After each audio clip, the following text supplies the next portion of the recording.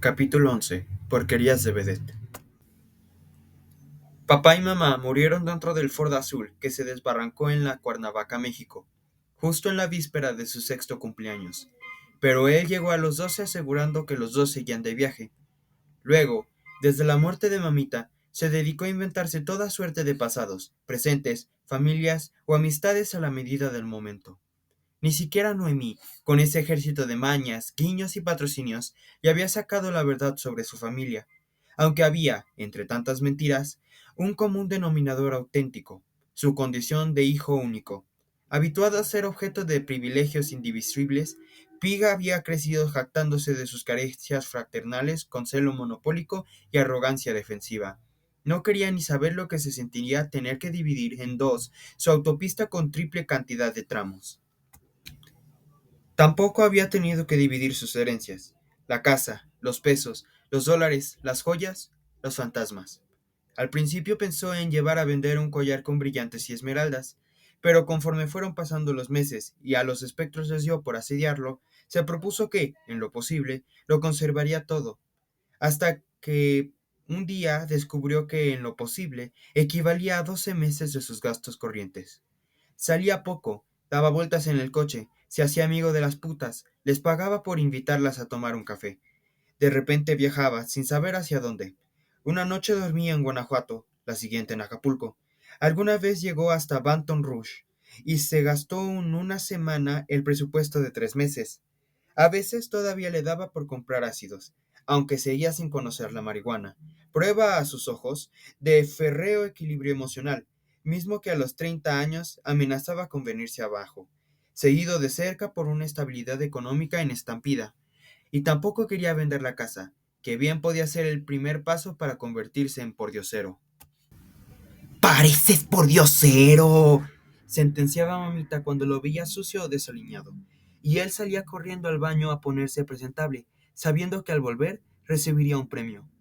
Una vez solo, aburrido y desempleado, cuando ya no podía ni mirarse al espejo sin atisbar la sombra del menesteroso inminente, Pig comenzó por preguntarse cuánto debía exigir como recompensa por capitular. Al paso de unos meses de empobrecimiento acelerado, la palabra exigir fue suplantada por el verbo esperar, mientras que recompensa degeneró en compensación. El día que Noemi llamó, casi un año después de haberse ido, para el fin anunciar que nunca iba a volver, Pig acertó al pedir lo único que la amante furtiva estaba en posición de darle: su bendición. 2 días más tarde, recibió la llamada de una buscadora de talentos. La señora Noemi lo había recomendado. Le tenían una entrevista de trabajo. Tiempo completo, claro. Es una prestigiosa agencia publicitaria, le repitió la ejecutiva en tono monocorde, como reproduciendo la grabación. Colgó el teléfono, dio un largo resoplido y tarareó: Welcome to the machine. Llegó a tiempo, de saco pero sin corbata, sonriente pero pedante, como entregando con la mano derecha lo que seguía pergollando con la izquierda.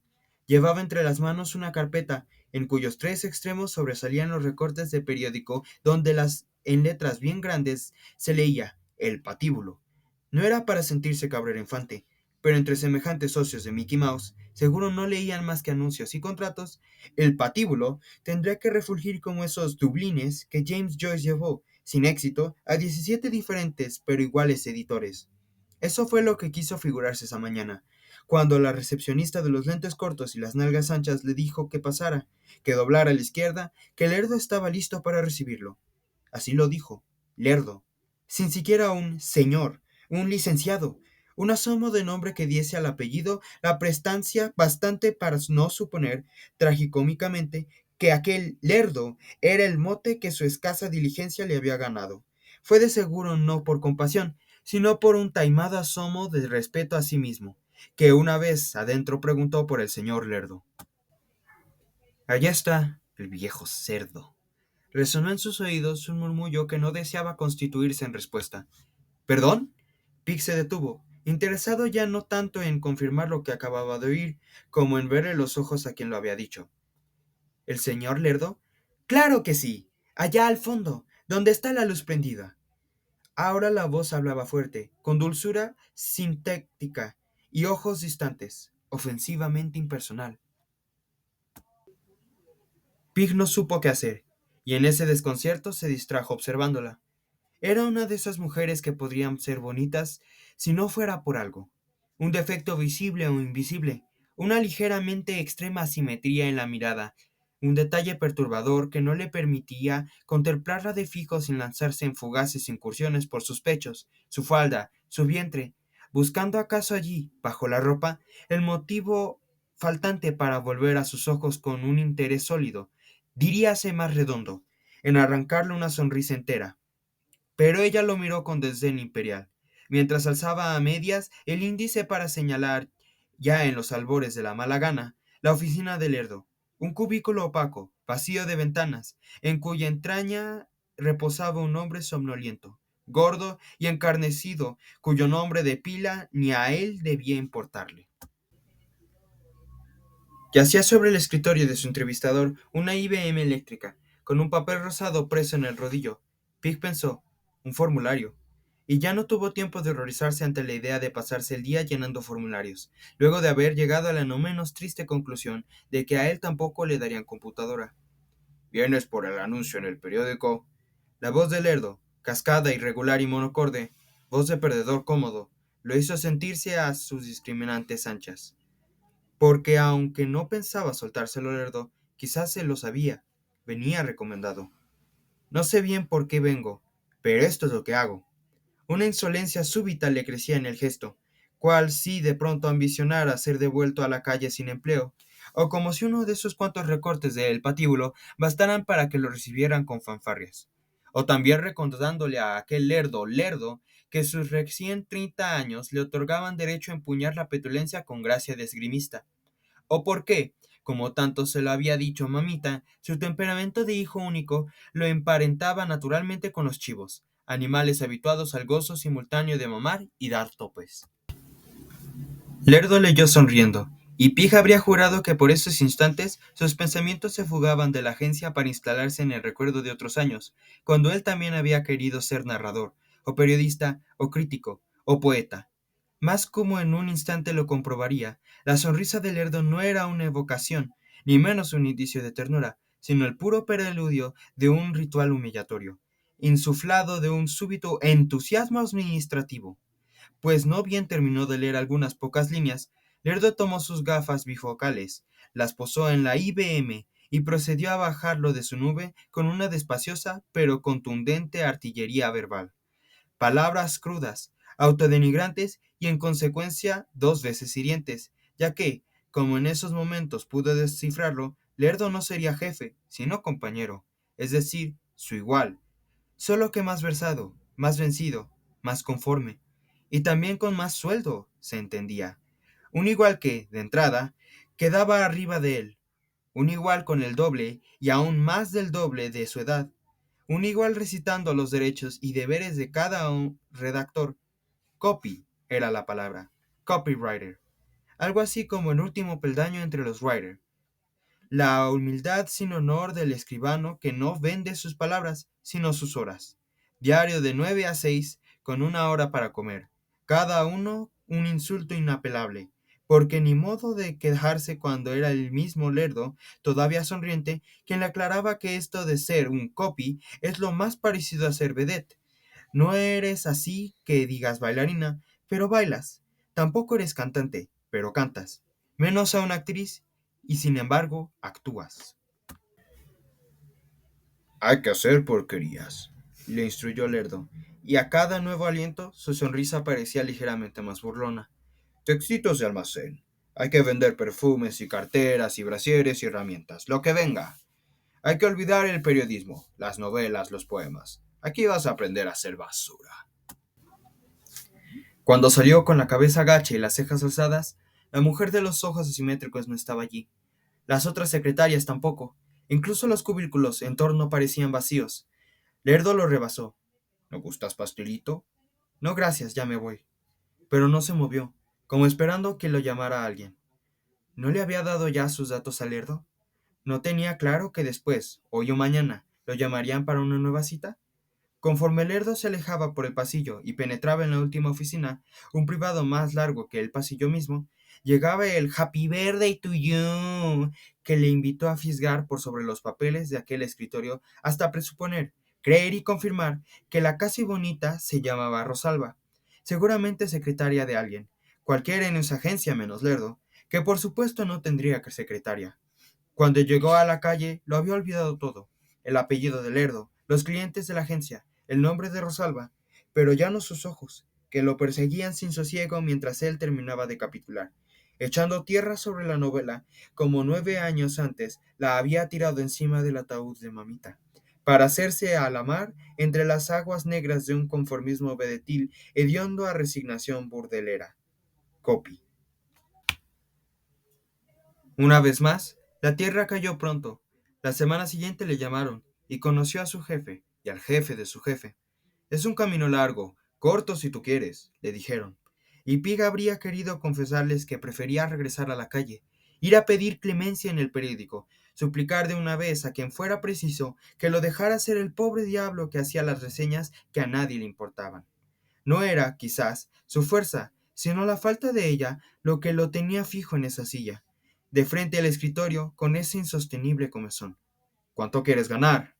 ¿Cuánto sería bueno? ¿2.5? ¿3 veces el sueldo del periódico? Le parecía un abuso. ¿O había sido un abuso, en su contra, eso sí, el sueldo del periódico? Mientras escudriñaba al jefe de su próximo jefe, andaría a mediados de los 30, resonaban aún entre sus tímpanos las frases que habrían sido, en manos del ejecutor de El Patíbulo, motivo de un raboso descuartizamiento. Amplias oportunidades de desarrollo, nombre y prestigio entre profesionales y objetivos delineados, un arte muy difícil, pero también muy noble. Y sería eso lo que persiguiera de lunes a viernes, a veces hasta las 7 o las 8, de cuando en cuando un sábado, pues no eran sus palabras, tampoco sus ideas, lo que le comprarían, como esos restaurantes que por la misma cuota ofrecen todo aquello que uno consigue embuchacar.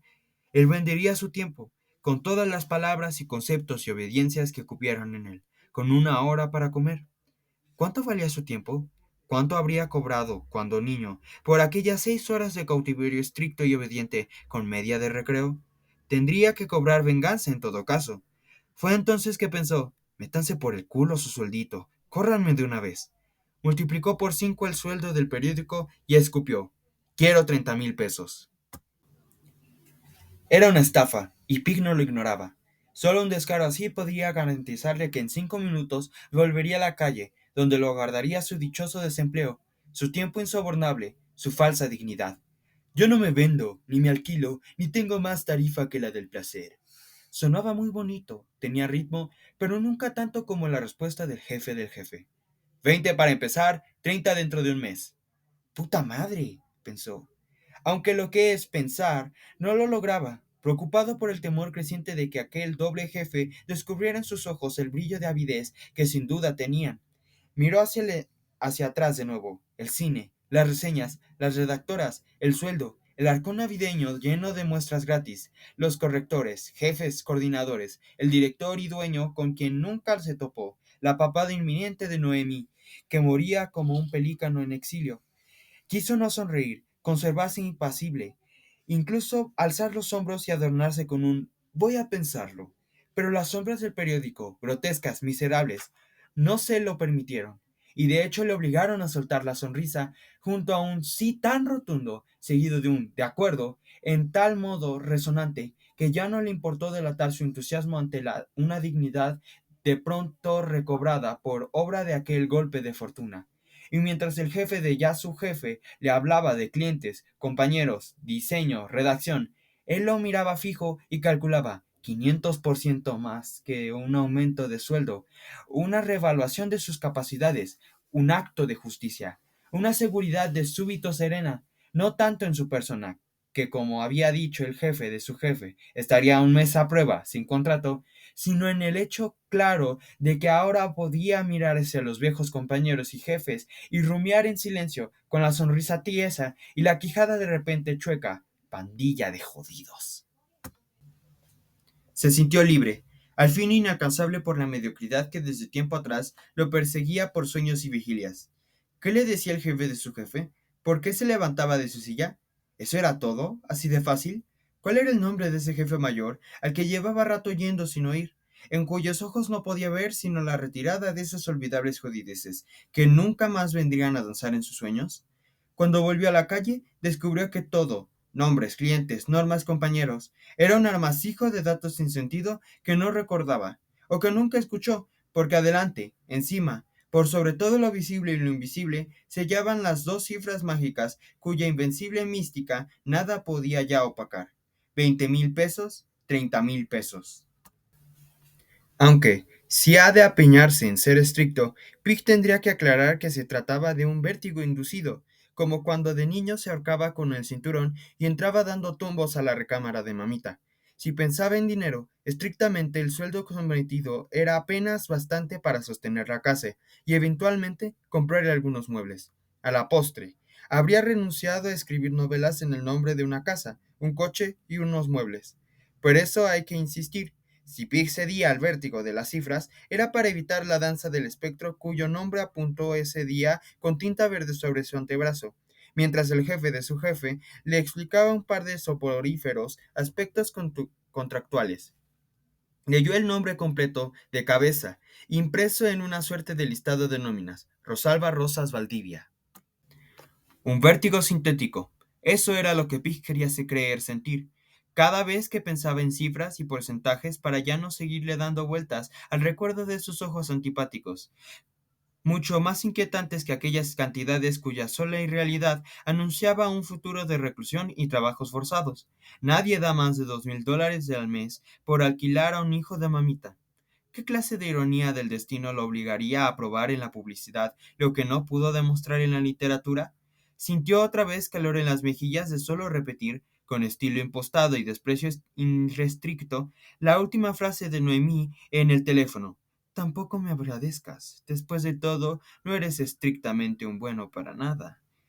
En la noche del día de su contratación, Pick calculó la cantidad de horas que mediaba para el próximo lunes a las 9:98, y no quiso desear, pero deseó, lo pensó rápido, sin mucha tolerancia, que el destino premiara su docilidad con unos ojos así de insolentes, la clase de mirada que se atreve a mentir con la verdad, cínicamente. Y esa mueca mordaz, de reina emputecida y desdeñosa, miraría de ese modo a todo el mundo ahí, o lo habría distinguido a él con el performance. En la mañana del lunes, apenas despertó y vio que eran las 8, calculó que difícilmente llegaría a la agencia antes de las 9:10, razón más que bastante para atenderse 10 minutos más a reposar y, si todo salía bien, llegar en punto de las 9:20. Pensó que, de cualquier manera, recibiría completo el sueldo del día, una idea poco civilizada si se la examina a partir de una mínima ética profesional, pero Pick no podía escuchar, tendido ahí en la cama a las 8:40, a las 8:15, el llamado de la civilización, básicamente porque estaba concentrado en atender al grito de la selva. Cuando cruzó las puertas del elevador, el reloj de la recepción marcando 9:26, llevaba en el semblante una insolencia ensayada en el espejo, la que mamita parodiaba como cara de no me digan lo que tengo que hacer. Pero no bien entró, los ojos pachorrudos del lerdo lo ubicaron. Espérate en la entrada hasta que llegue el jefe, para que de una vez te diga lo que vas a hacer. Le sonrió el come mierda y se dio media vuelta, mientras Pig asumía su reciente falta de combatividad, luego de tantos meses de no enfrentarse a las redactoras de sociales, pinches brujitas frígidas, que tal de caro les había salido. Dio unos pasos atrás, se acomodó en la orilla del sillón de la entrada y esperó su momento con la vista en el techo, cavilando. Entre tantas incógnitas, tenía un dato claro: no sabían a quién habían reclutado. Y Snoopy se llamaba Super Mario. Nunca voy a acabar de arrepentirme de esa carta. No me acuerdo qué puse, era muy corta, no había ningún motivo para escribirla y menos para enviarla, pero andaba tan necia que igual la mandé. Me acuerdo que sentí un escalofrío cuando escribí la dirección de mis papás. El puro nombre del fraccionamiento me metió ganas de chillar. No sé si era nostalgia o cargo de conciencia.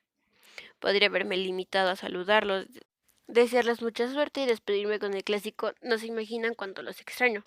Pero en lugar de enviarles unas lindas patrañas, cometí la burrada de soltar la verdad. Haz de cuenta que era una carta de niña rica. Mamá, papá, ya me acabé el dinero. Solo que luego puse, ¿cuál dinero? El de la Cruz Roja, con esa aclaración, ya que todos los demás salía sobrando. Si firmaba Violeta en lugar de Rosalba, si no ponía mi dirección y mi teléfono, todo era poca cosa frente a $114,690. Todavía tuve humor para escribirles al final que nadie sabe para quién trabaja. Según ello, lo de los dólares no fue tan grave como lo de la burla. Por eso, hasta la fecha, no terminan de perdonarme. No es que fuera más grave. ¿Cómo crees que iba a ser más fuerte un chiste que un desfalco? Lo que pasa es que fue el pretexto que agarraron para agarrarme rencor. Después hasta querían que les creyera que todo ese dinero era para nosotros, mis hermanos y yo. Ya ves cómo es la clase media de cursi y de dramática cuando usa la palabra patrimonio. Era su patrimonio, hija. ¿Cómo pudiste? Su patrimonio. ¿Mío y de mis hermanos o de la Benemérita Cruz Roja? En fin, me estoy justificando y de nada me sirve. Ya te contaré luego de lo que pasó. Ahorita todavía estamos en New York. Es la noche del 4 de junio. ¿Sabes en dónde estoy? Piso 15 del Waldorf Junior Suite. Un señor y su hijita se apiadaron de mí, me dieron unos dólares, me ofrecieron asilo y se fueron al teatro. Y yo desamparada, bañándome en burbujas y cenando en el cuarto. La otra hija, no sé por qué, dónde andaba. La cosa es que esa noche le sobraron una cama y me la dieron. Y me dejaron sola, como dueña, mientras se iban a ver Los Miserables. No trates de hacer chistes de segunda. Si hubiera sido una verdadera miserable, nadie me habría ofrecido una camita en el Waldorf. Había caído al hotel como a las 6:30. Venía de escribir la maldecida carta esa. Pensaba, ¿y si vienen a buscarme? A ver qué iban a hacer para dar conmigo. Pero por si las moscas me había ido hasta Queens a enviarla. De esas precaucioncitas paranoicas que una se toma, no tanto para protegerse como para sentirse protegida. Cosas que nada más engañan a los detectives de la tele. No me imagino a mi papá contratando a un detective para localizarme, sobre todo ya que ni botín había. Quedaba 1 año y medio de alquiler, pero fuera de ahí hasta el refri estaba en las últimas. La idea era que yo no iba a moverme hasta que se acabara todo. Ujú. Y ya no había ni leche, ni limones, ni una chingada coca para el día siguiente. O sea que entré al Waldorf limpia con 2 cuartes y un níquel en las bolsas de los jeans, más un token del Subway por si hacía muy noche y no acababa nada, que era lo más posible. Claro, tenía que llegar en la mañana bañadita, arreglada, como estaba el señor tan decente que me había sacado 74 bucks de un solo fregadazo. No habían pasado ni 5 minutos desde que llegué cuando vi a mis benefactores.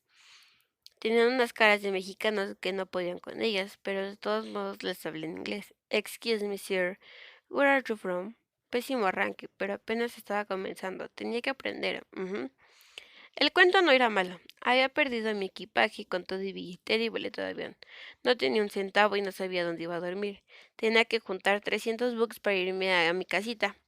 Apenas estuviera en México, yo les iba a mandar todo lo que me prestaran. El problema era que en mi casa no había nadie y de lo del consulado no tenían presupuesto. Claro que se podía mejorar. Ya después fui aprendiendo. Lo que vale no es tanto la mentira que cuentas, como lo convencida que estás de que es verdad. Hay una angustia, un desamparo que te brota por los ojos mientras hablas. Si lo haces bien, transfieres el problema. Se las pasas entero al que te está escuchando. Y si es más de uno, tienes que concentrarte en quien creas que es más de tu aliado, para sin descuidar a los que te acompañan. Es un trabajo fino. Si dramatizas mucho, corres el riesgo de llamar la atención de los empleados del hotel, y al mismo tiempo tienes que cuidar tu dignidad. Muchísimo. ¿Me entiendes? Si te humillas o si dejas que te humillen, vas a sacar los dólares de uno en uno. Si no es quarts, diamonds y pennies. We should I long for any pennies from heaven can get some real butt or earth. ¿Crees que tengo un acento muy terrible? Carajo, yo también. Los últimos 2 años en casa de mis papás aprendí todo el inglés que pude. Luego tenía una tele que ponía subtítulos para sordomudos. Ahí acabé de aprender. Pero ni con el compradero de cassettes pude engañarme a pronunciar decentemente. Aunque igual luego me di cuenta de que eso tampoco importaba. En mi negocio. Ujú. Más bien era el contrario. Mientras más feo y chafa era el inglés que hablabas, mejor pegaba el cuento de la desemparada. A la gente le gusta ver sufrir a la gente. Les da seguridad, se sienten importantes, afortunados, buenos. En realidad no les estás pidiendo que te regalen nada. Les vendes la tranquilidad de su conciencia. Alguna vez leí no sé en dónde una historia de una cura que se consideraba a sí mismo el Cordero de Dios. Según esto, porque su chamba era quitar el pecado del mundo. Igual yo, ajá. La gente se iba siempre más ligerita, más contenta luego de que habían ayudado. Yo no los estafaba ni les quitaba nada. Más bien les ayudaba a deshacerse del dinero que en el fondo no querían cargar. Cuando haces una obra de caridad o en mi caso, de solidaridad, te sientes con derecho de ser como eres y tener lo que tienes. Ya pagaste tus impuestos, ajá. ¿Te acuerdas que te dije que el señor de los $74 era un ángel? Tú no sabes lo bien que me sentí después de regalarle esa lana. Además, no era para menos el tipo que me había enseñado a distinguir entre la caridad pública y la solidaridad privada. Con nada pagas eso. Veía por las ventanas y no me lo creía. El primer día de trabajo, los primeros clientes y chuza. Yo durmiendo en el Waldorf. No me había soltado gran cosa al principio, $30. Pero ya al día siguiente, cuando me levanté, la hija me dio 40 más. ¿Cómo ves que el papá todavía me invitó a desayunar y antes de que me fuera se puso guapo con otros 100? 170 bucks, Violeta. Sentía una felicidad grandísima. Iba en el subway a las 10 de la mañana mirando mi reflejo en los cristales, una sonrisa tamaño Big Apple que no se me borró en el día entero. Luego hasta hacía cuentas, si lograba sacar $500 y me gastaba 5,000 al mes, en 2 años iba a tener ahorrado un cuarto de millón. Dios mío, qué pendeja. Si esas cuentas se hubieran hecho ciertas, ya tendría el primer $1,000,000. Más intereses compuestos, imagínate. Con el puro interés me compraba un carrazo. ¿Cómo iba yo a esperar a que en los siguientes 4 días con trabajo iba a juntar 60? Humillante, ya sé, deprimente, descorazonador. Ladies and gentlemen, directamente de New York con ustedes, Miss Misery. Vivía como prangana gastando menos de 40 diarios, y ni así me iba a salir saliendo con los gastos. El sábado me levanté pensando, no me alcanza para ir mañana al cine, y apenas el lunes había estado desayunando en el Waldorf. Según me habían dicho los colombianos, no sé si te dije, pero tenía cara de mexicanos, pensaban quedarse toda la semana, o sea que no podían volver al Waldorf antes del día siguiente martes, y en la plaza como que no me acomodaba. Demasiados pasillos y demasiada gente. Muchos que ni siquiera son turistas y esos nunca se acaban de tragar el cuento. Lo más que llegas a sacarles a un neoyorquino es una dona y un café. Ya están todos curtidos de frikis y cuentachinos. El Sheraton tampoco me sirvió de mucho, como que está contaminado de la mente de la séptima. Es de esos hotelcitos más o menos nice donde todos los cuartos tienen vistas a los luces de la ciudad, a las vueltas estas del Hilton, pero es más pobretón. Y en el Hilton yo no me había hospedado. Al principio solo quería ir a los que conocían bien. Pensaba que solo si había cualquier problema iba a decirles, yo soy cliente de este hotel, que no saben quién soy, Miss Violeta Schmidt, Violeta Who. La idea era que las cosas no llegaran hasta allá. Por eso me movía en puro territorio conocido. Pero ya ves los resultados, 60 pinches dólares. Jueves y viernes me había quedado dormida llorando. Y el sábado me dije, Violeta, go for it. Era weekend, ajá. Tenía que irme bien, carajo. Salí a la calle pensando que no era más que una niña rica en apuros. Lo pensé de verdad. Alguien había cometido un error en la maternidad y yo, que había nacido para millonario, fui a dar en familia de clase media mera. Pero esa puta suerte ya se había terminado. La prueba era que yo andaba en New York. Llegué a la conclusión de que estaba viviendo lo que un año antes no me atreví ni a soñar. $230 en 5 días sin papeles y con 17 años. No eran los 15,000 al mes que me había calculado, pero igual un año antes no podía aspirar a la décima parte de eso. Y encima mi papá me tenía de su criada. Nunca puedes saber qué tal te va a ir, pero ayuda muchísimo estar de buen humor. Controlas más tus sentimientos, no proyectas tus dudas, tus expresiones te salen exactas a como las quieres. Más que ser cara de miedo o necesidad, tienes que armar un performance marca qué vergüenza. Porque claro que es la primera vez que te sucede una cosa de estas. Luego también hay unos que te creen, pero como ya conseguiste conmover sus sentimientos paternales, te dan de todo modos. Lo de menos es que te crean, hay que simpatizarles y todo sale bien. De repente funciona ser un poquito cínica, pero igual solo un poquito, casi nada. Te digo que lo tienes que hacer todo muy finamente. Acuérdate que es pura cirugía mental. Nada de eso lo sabía ese sábado, pero de todos modos me pasé la mañana cosechando billetes, $100 a las 11, 30 más por ahí del mediodía y regresé a mi casa muy contenta. Me había dado una vuelta por el San Trace, un hotel chisquito, no apto para jodidos, tanto que ni siquiera me dejaron entrar, pero afuera se me hizo atrapar algunos cuantos, con espléndidos resultados para mi autoestima. ¿Sabes qué les rompió el corazón? Mi pasaporte. Lo traía en la mano, que por cierto me estaba temblando de lo más a propósito.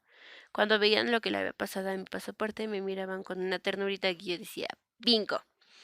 A partir de ese punto ya solo se trataba de reforzar el estímulo y elevar el nivel de la solidaridad, o sea, el cash. Porque tenía que ahorrar, no para mis viajes, sino de menos para pasar hambres la semana siguiente.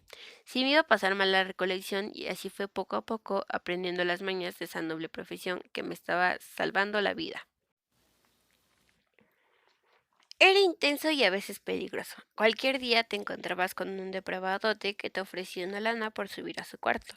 Y no creas que no sentía tentación. Pero me daba una vergüenza horrible es preguntarle cuánto pensaban sobornarme. De cualquier forma me faltaba práctica en todos los sentidos. ¿Sabes en realidad por qué mandé la carta para mis papás? Quería asegurarme de que por muy mal que me fuera no me iba a regresar con mi familia. ¿Cómo se llama eso? Quemarse las naves, creo. Como Cortés, ajá. Que tuvo que decir, oh, conquisto a estos indios, hijos de puta, o me voy a la mierda en el intento. Si ya tenía toda esa renta pagada y en México no me querían más que para asesinarme, no me quedaba otra que conquistar New York. Iba a hacer cualquier cosa, todas las veces que fuera necesario con tal de llegar a los 18 años como neoyorquina profesional. Violeta Earl-Schmidt, mexicana en Nueva York, hija de padre alemán y madre canadiense, no me digas que no suena de lo más cool, ¿verdad? Que la película iba mejorando, ya solo me faltaba arreglar el problema del presupuesto. Pero antes de eso había que joderse, no sabía cuánto tiempo. Me imaginaba que todo el verano. Había que madrugar. El dinero caía entre 8:30 y 11. Además, cada hotel tiene sus claves. Si sabes trabajarlos, todos te dan dinero. Pero antes tienes que agarrar su ritmo, esconder los horarios, los movimientos, el tipo de cabrones que te vas a encontrar. No es lo mismo tratar de conmover al que lleva $1,000 para todo su viaje que al que ni chingado llega a mediodía con ese presupuesto. Todos tienen por dónde, eso sí. A veces necesitas demostrar candor, a veces lo contrario. Hay que usar las antenas. Lo más difícil viene cuando el güey quiere más, pero no te hablo de lo asqueroso que te ofrecen unos 20 porque se las chupes. Con esos nada más pones cara de espantada y huyes. Pero hay otros que se ponen un poco en plan Eric y ya se trabaja de otro modo. Están solos, les gustas. No saben qué decir o se pasan de amables. Uno puede leer perfectamente toda esa información en una miradita, un parpadeo, un gesto que se escapa sin querer. Porque aparentemente yo era la que hablaba y ellos los que miraban y escuchaban. Pero yo no podía aventarme el tiro de que se me analizaran, sí. Yo tenía que analizarlos antes. No les tiraba nunca el mismo rollo. Más bien lo iba adaptando a sus reacciones. Si se ponían difícil, lo mejor era bochornarse y decirles: ¡qué vergüenza! Nunca me había pasado una cosa así. No se imagina usted los días que he tenido. O sea, se trata de ponerlos en una situación insólita, complicada para ti, pero muy fácil para ellos. Cuando al fin logras que el problema sea todo suyo, ellos, los que acaban del trabajo, soltar ese dinero es un alivio. Les das una paliza al espíritu que no esperaban. Por eso, cuando ves que te miran de otro modo, la idea es que te dejes convencer poco a poquito. Una vez que el fulano compró tus ojos, ya lo de menos es que compres tus problemas. Por supuesto que mueren por resolverlos solos, tanto que hasta se sienten, no sé, recompensados, cuando al fin te demuestran que le hicieron bien, o sea, mejor que nadie. Ujú. Un tipo solitario al que uno hace sentir mejor que los demás se vuelve un corderito amaestrado. Al final te das cuenta que ese es el negocio. Si en el nivel más bajo está la caridad y el que sigue hacia arriba es la solidaridad, necesitas brincarte, tú dirás cuántos pisos para llegar hasta el nivel de la ilusión. Comprensión, compañía, convivencia, todos están debajo de las ilusiones. No tenías una idea de la cantidad de hijos de vecinos que te dan cualquier cosa a cambio de eso. Y yo creyendo que la solidaridad me iba a sacar de pobre. Si vendes ilusiones consigues los que quieres. La onda es que dejes al cliente contento. Les des los que le des, nunca tienen bastante. Se hacen adictos antes del tercer cariñito. El chiste está en saberlos elegir, porque si te equivocas puedes meterte en broncas espantosas. Y ni modo de ir a quejarte, porque si llaman a los de seguridad, lo más posible es que termines en la cárcel. Claro que antes negocios. Algunos se ponían verde en cuanto confesaba que era menor de edad, pero a otros les salían de los chamucos. Otro nivel, te digo. En el fondo, tanto ellos como yo sabíamos bien qué estábamos haciendo. Primero les contaba mi problema, luego se conmovían y me invitaban a un café. Los hacía reír, les contaba la vida turbulencia de Violeta R. Smith y acababa llorándoles encima. O sea que primero les vendí el problema y ya en confianza hacía que me compraran el problema. Se vio muertos mi padre, yo estaba muy enferma, me había estafado, mi madrastra me odiaba, cualquier cosa. Ya con eso tenía el pretexto para ofrecerles más ayuda de las que les había pedido. Generalmente nos hacemos novios, pero como según esto yo ya estaba traumadita, me hacía difícil todo el tiempo. Digo, si el tipo insistía en que me quedara a dormir, ni modo, jugábamos un día, 2 días, 4 días, a los casaditos. Una vez me quedé 2 semanas en el Waldorf como una idiota que por nada me soltaba. Luego había otros que salían con la batea de babas del anillo. ¿Acepta usted por esposo a su querido patrocinador hasta que la quiebra lo separe? Sí, pendejo, estoy lista para hacer el peor negocio de mi vida. Algunos te dejaban más de 500, otros no regalaban mucho, pero te dabas gustos pidiendo lo más caro del room service. $150 la copa de Louis Trent's, 200 la botella de Don Perigón. ¿Ves lo que te decía? El dinero te libra de la mediocridad, de la ignorancia, de todo mal, te juro. Pero igual se te pudre si lo guardas. No vayamos más lejos. Los $1000 de Eric se estaban fermentando. Cualquier día iban a pesar a amor podrido. Y si estas cosas pasan con el dinero, bueno, ¿qué enfermedades no te causará el malo? O sea, el que te pase en la conciencia, el que ya no te deja pensar en otra cosa.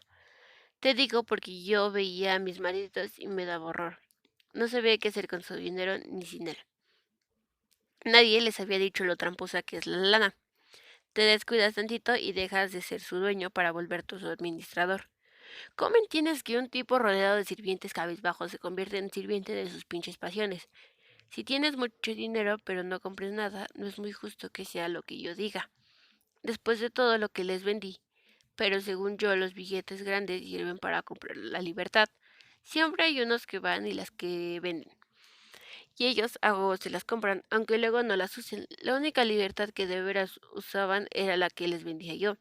Casi siempre tenían madrecitas mil citas, pero una vez que se encerraban en el cuarto disfrutaban con ganas la libertad que les daba. ¿Sabes cómo lo disfrutaban? Poniéndola en mis manos. Primero fue una cosa, no sé, totalmente casual. Un tipo me agarró descontrolada, no sé por qué me entró la idea de que era policía, le apliqué el tratamiento intensivo, más lágrimas, el doble de sollozos, broncas más intrincadas, todo ese pesadillo. Cuando empezó a mirarme con restos de ternurita, decidí que aquel iba a ser mi día. Al principio lo único que había querido era librarme del fulano, pero apenas lo vi que se quebraba me sentía desafiada. Llevaba 3 semanas viviendo de la solidaridad humana, con menos de $1000 ganados. Si la ilusión en los ojitos del tipo ese no mentía, podía cambiar de liga en esa misma noche. Todavía no cumplía los 17 y ya quería ser Big Lawyer. Eso es tener espíritu deportivo, ok. Y conste que hasta ahí no había dado nada el güey. Pura lágrima pronta. Trailer Made, Primetime Tears. De nombres no me acuerdo. Creo que se empeñaba en olvidarlo. Era parte de mi estrategia defensiva. Técnicas avanzadas de aterrizaje forzoso. Una nueva mirada a la golfería ligera por la doctora Violeta R. Schmidt. Pero el problema no era que yo me deshiciera de los hombres.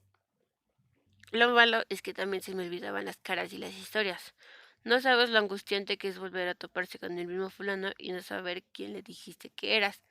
Lo peor es cuando se te ocurre abordarlo con una nueva historia y ya se te olvidó que viste 3 días a un güey igualito. Manhattan es la típica ciudad donde te pasan esas cosas. Hay muchísima gente, pero te encuentras conocidos en cualquier esquina. ¿Sabes qué es lo que ningún hombre olvida de mí? La voz. De nada sirve que cambie el pelo y ropa y maquillaje si de cualquier manera abro la boca y me delato. Según yo no es voz ronca, es otra cosa. Suena a mujer muchísimo, pero igual no es tan fácil hallar a una mujer con ese tono. Y no sé fingir voces, no me sale. Cambio el tono y hablo igual de monita que de caricatura. Como decía un hondureño del Doral, hago la voz de Vilma Picapiedra. Y me lo notas todavía más si me ves a los ojos. Me voy haciendo chiquita, la voz se me entrecorta, muevo los pies para adelante y para atrás. Movía, pues, mientras me acostumbraba a trabajar del modo y luego me enseñé a no mover ni las pestañas sin provecho.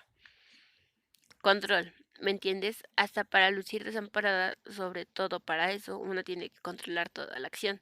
Ni siquiera los nervios son casuales. Nunca sabes cómo los van a interpretar a menos que domines los detalles. Si deseas condenarme, su señoría, écheme de una vez el cargo con todo y agravantes Beechcraft.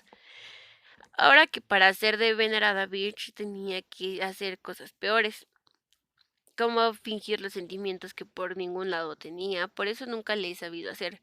Para mí son las clásicas mentiras que te acabas creyendo, y eso es lo más imbécil que le puede pasar a una piruja.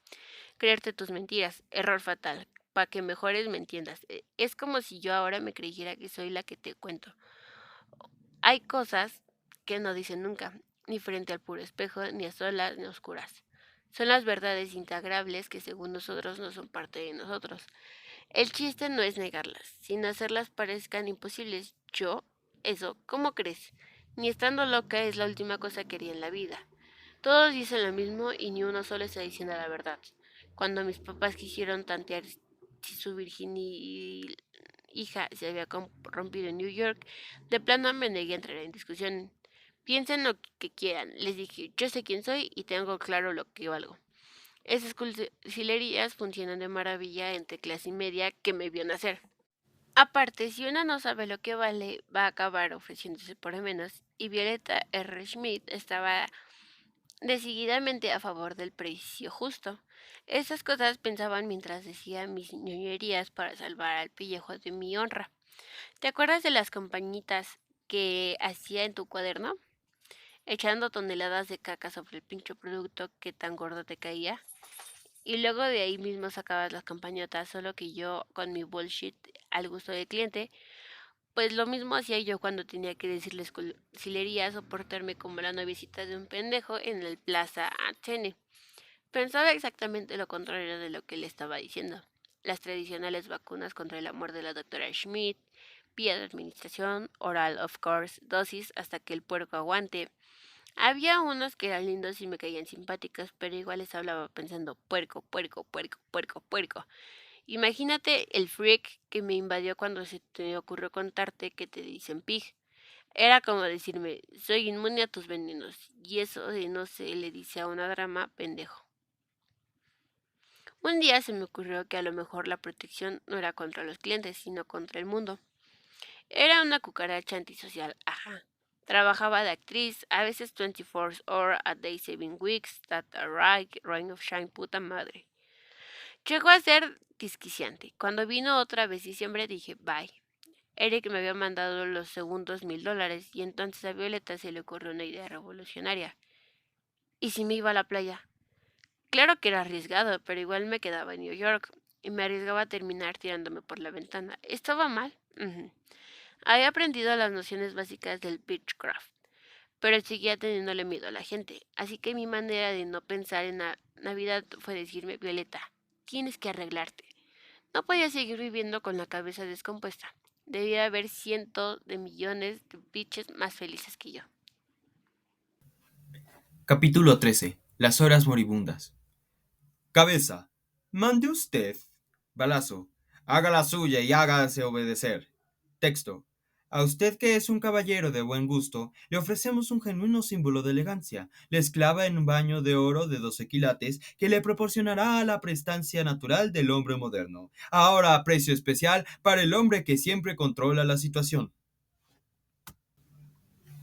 De acuerdo con su bitácora, una suerte de diario del exilio, saturado de cálculos y porcentajes ociosos, la redacción del texto le había tomado un total de 12 minutos con 47 segundos, es decir, 767 segundos, 53 palabras, algo más de 14 segundos por palabra. Si se sumaba del tiempo total que exigía la inclusión de los precios, las modificaciones del cliente y la joda de transcribirlo a máquina mientras le conseguían una computadora, el resultado no pasaba de la media hora.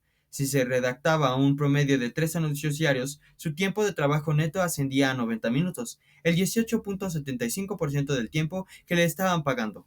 Claro que de repente lo llamaban a junta, y entonces había que realizar el verdadero sacrificio, ceder al cautiverio total de carne y seso, pues no tenían bastante con que uno estuviese allí sentado frente a ellos, escuchando sandeces a las que no concedía la más mínima importancia. Era preciso, también, opinar, dar ideas, permanecer alerta, esquivar los golpes, transpirar entusiasmo, apasionarse.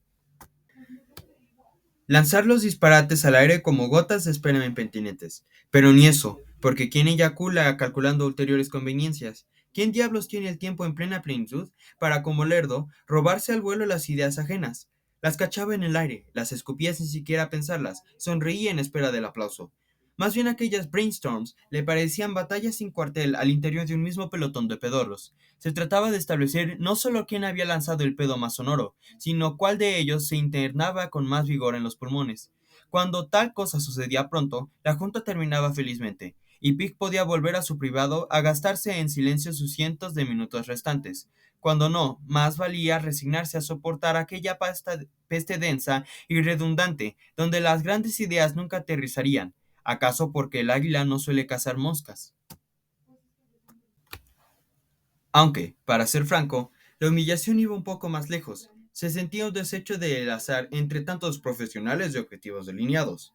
Había un engañoso requisito de ductilidad que Pig no conseguía cubrir, de modo que entre más se miraba forzado a negociar, menos quería enterarse de lo que estaba haciendo. Negociar. Virtud del creativo, pecado del creador. Porque eso ni chistaba cuando Lerdo le robaba las frases. La sola idea de recibir un crédito por aquellos rebuznos lo avergonzaba hasta la náusea.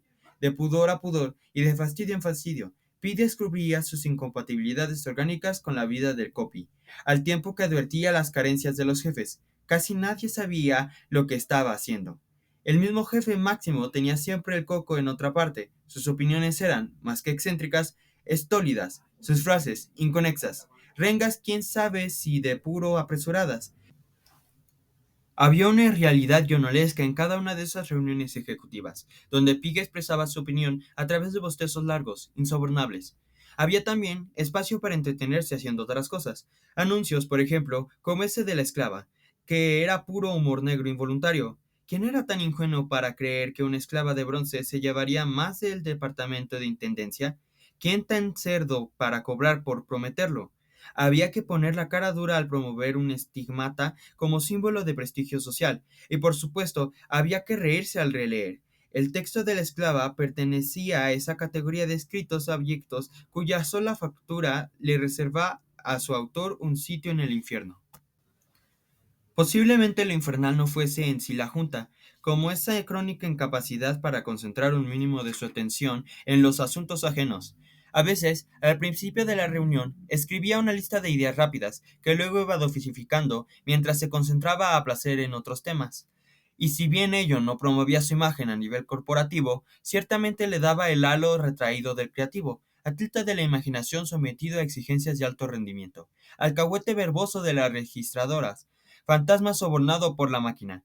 Y eso era lo que más odiaba de las juntas, pues durante esas horas se entregaba a incubar ideas egocéntricas y destructivas, como la de dejar a verse cautivo del planeta de los simios.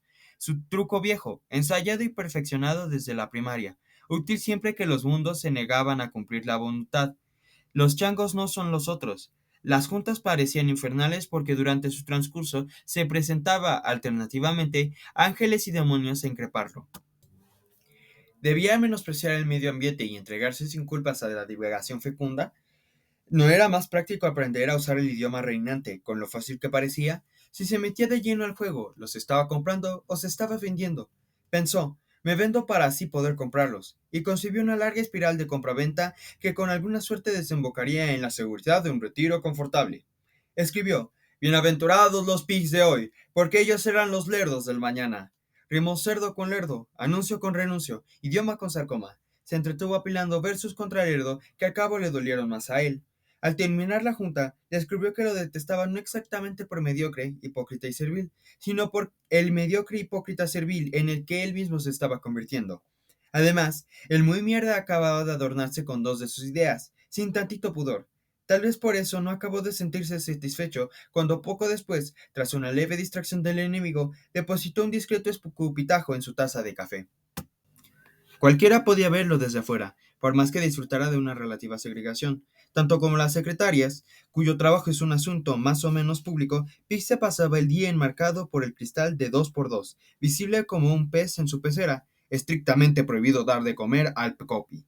Cada vez que escuchaba la palabra privado, pensaba privación, puesto que la privacidad era el privilegio improbable allí donde cualquiera podía verificar, con solo ver hacia el cristal, si en efecto se hallaba trabajando, aunque de todos modos nadie supiera en qué.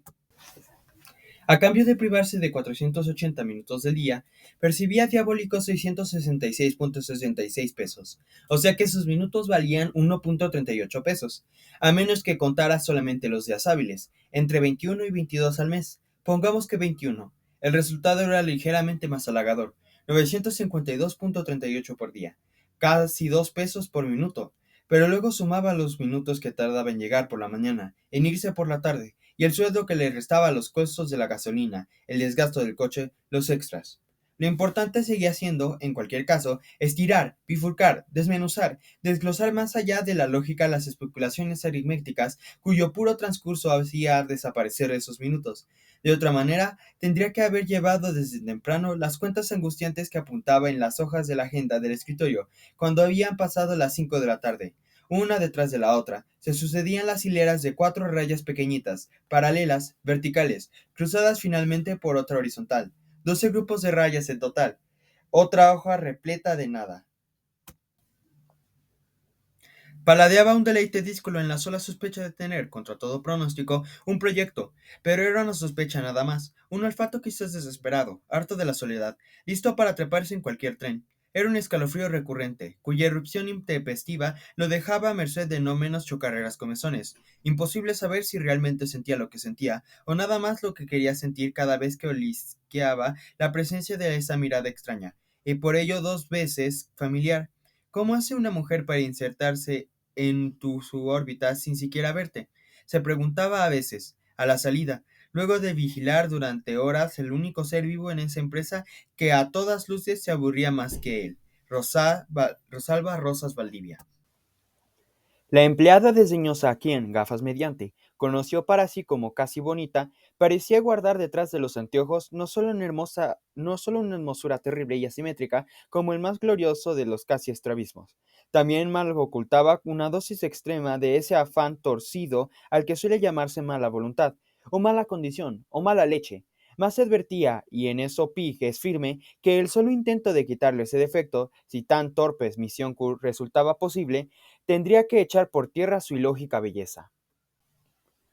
Pero he aquí sus monstruos, uno a uno atraídos por la obsesión secreta, perdían cada mañana un poco de su fuerza destructiva, tanto que ni la idea de un día joder al lerdo le parecía ya realmente atractiva. Despreciaba la perspectiva de seguir entregando sus horas a la gestación de pensamientos tan ociosos con fines tan vulgares, y experimentaba, cuando alguien tenía a bien felicitarlo por la redacción de un texto, el bochornoso impulso de salir corriendo y ya nunca volver la vista atrás. Tenía unos deseos temblorosos de que cualquier mañana lo corrieran, total, que le pagaran la segunda quincena y lo dejaran ir. Trataría de divertirse, mientras tanto, sería puntillosamente ocioso y generosamente inútil. Soportaría la miseria de saberse extranjero en el reino cerrado de una casi bonita, que ya le parecía hermosa hasta la orilla del sacrilegio, pero ni su insultante indiferencia le quitaría el placer de escribirle unas líneas orgullosamente buenas para nada y lanzarlas después hasta sus meros dominios. Lo pensó una vez más. No era una mala idea. Si a Rosalba le quedaba algún rastro de sangre en las venas, tenía que ser sensible a los tulipanes. Todavía era noviembre cuando uno de mis mariditos se le ocurrió invitarme de vacaciones. Claro que lo manda al carajo, pero con ganas de que me insistiera. Y así lo traje toda la semana, ruégueme y ruégueme y ruégueme, hasta que decidí que le iba a dar el sí en el último momento. ¿Te acuerdas del taxista que parecía mi abuelo? Pues haz de cuenta que era la misma rodada. Fácilmente pasaba como mi respetable ancestro. Me acuerdo que fue el 6 de noviembre. Vivía en Miami y según él tenía un yate Perry Pricing. Nunca lo comprobé. Acepté que me diera mi boleto para el 28, con regreso el 6 de enero. ¿Checas lo fino de mi humorismo? Íbamos a estar juntos el día de los Santos Inocentes al del Reyes Magos. Puros cuentos, ajá. pero él se los tragó enteritos porque no se quería ir sin comprarme el boleto de avión. ¿Sabes entonces qué hizo la muy bitch de mí? Llamé a reservaciones y cambié la fecha de salida. El 22 ya estaba yo en el aire. Hay lugares en los que nunca acabas de aterrizar. Así es Miami, un pueblucho nefasto, debería decir. ¿Me creerás que no hubo una mierda hotel donde no me exigían identificación? Había reservado en el Hyatt, pensando que era para el segundo día y ese parecía un buen hombre que quisiera cargar con la cuenta. Pero por más rabietas que hice, no hubo modo de que me dieran el cuarto sin ID. Me solté caminando por las calles del centro, asombradísima de estar en un ambiente tan rascuache, donde aparte de todo se daban el lujito de rechazar mi cash. Eran casi las 6 de la tarde, yo había llegado a las 10 y no había manera de que hubiera un lugar donde dormir. Estaba pensando en llamarle al abuelito para que me llevara en su yate de juguete. Y en eso se me apareció un anuncio a media calle. Miami Vegas, 10 days, $1000. O sea que con uno de los envíos de Eric podía escaparme a una playa de las que sí me gustan. Esas donde el rumor del mar es coro de monedas y caen y caen y caen, not stop. Era lo que decía uno de mis mariditos, que en Las Vegas la gente se ahoga una de dos, en dinero o por dinero. Y la agencia de viajes era tan chafaldrana que con tal de venderme la excursión me aceptaron el pasaporte alemán que hasta entonces había estado escondiendo en la maleta. Total, no sé ni cómo le hice, pero esa misma noche salí para Las Vegas, ya sin la paranoia de encontrarme al viejito del yete en cualquier parte. Estaba amaneciendo cuando por fin se me hizo tumbarme en la cama de un hotel. Pero igual yo tenía ganas de celebrar y para eso Las Vegas funcionan a cualquier hora. Era mi primer viaje de placer, el primero en mi vida solitaria y con mis miedos. Claro que todavía faltaba hablarle al de Miami y aventarle alguna excusa para no quedar como ladrona. Pero antes no tenía que inaugurar mis vacaciones porque en Las Vegas tampoco había así que digas aterrizado. ¿Cómo iba a aterrizar si por más que miraba el cuarto donde estaba no podía creer tan hermosura? Las Vegas. Nunca nadie me había dicho tan clarito, eres rica, Violeta.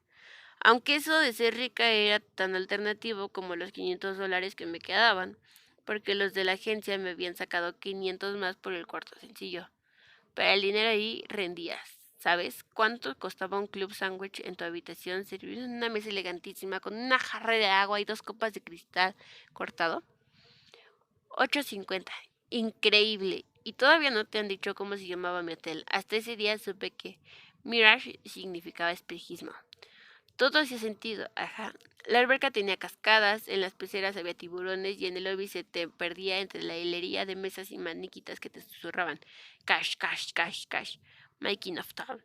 Ajá, mientras en otros lobbies yo sufría porque nadie se enterara de lo que estaba haciendo, el lobby de Mirage era un fiestón donde cualquiera entraba a cualquier hora y hacía lo que se le pinche estaba la gana. Y eso que todavía no conocía el Caesar's Place, que además tenía un mall en el que podía ser feliz por los siglos de los siglos. ¿Te parezco muy naca con mis comentarios? Entonces vete conformando con saber que Violeta volvió a nacer en Vegas. El dinero es como el trasero. Te saca de onda presumirlo y te saca de quicio que no te lo presuman. A la gente le gusta enseñar su dinero, pero no que los otros les embarren el suyo. Es una ley universal que se rompe en Las Vegas.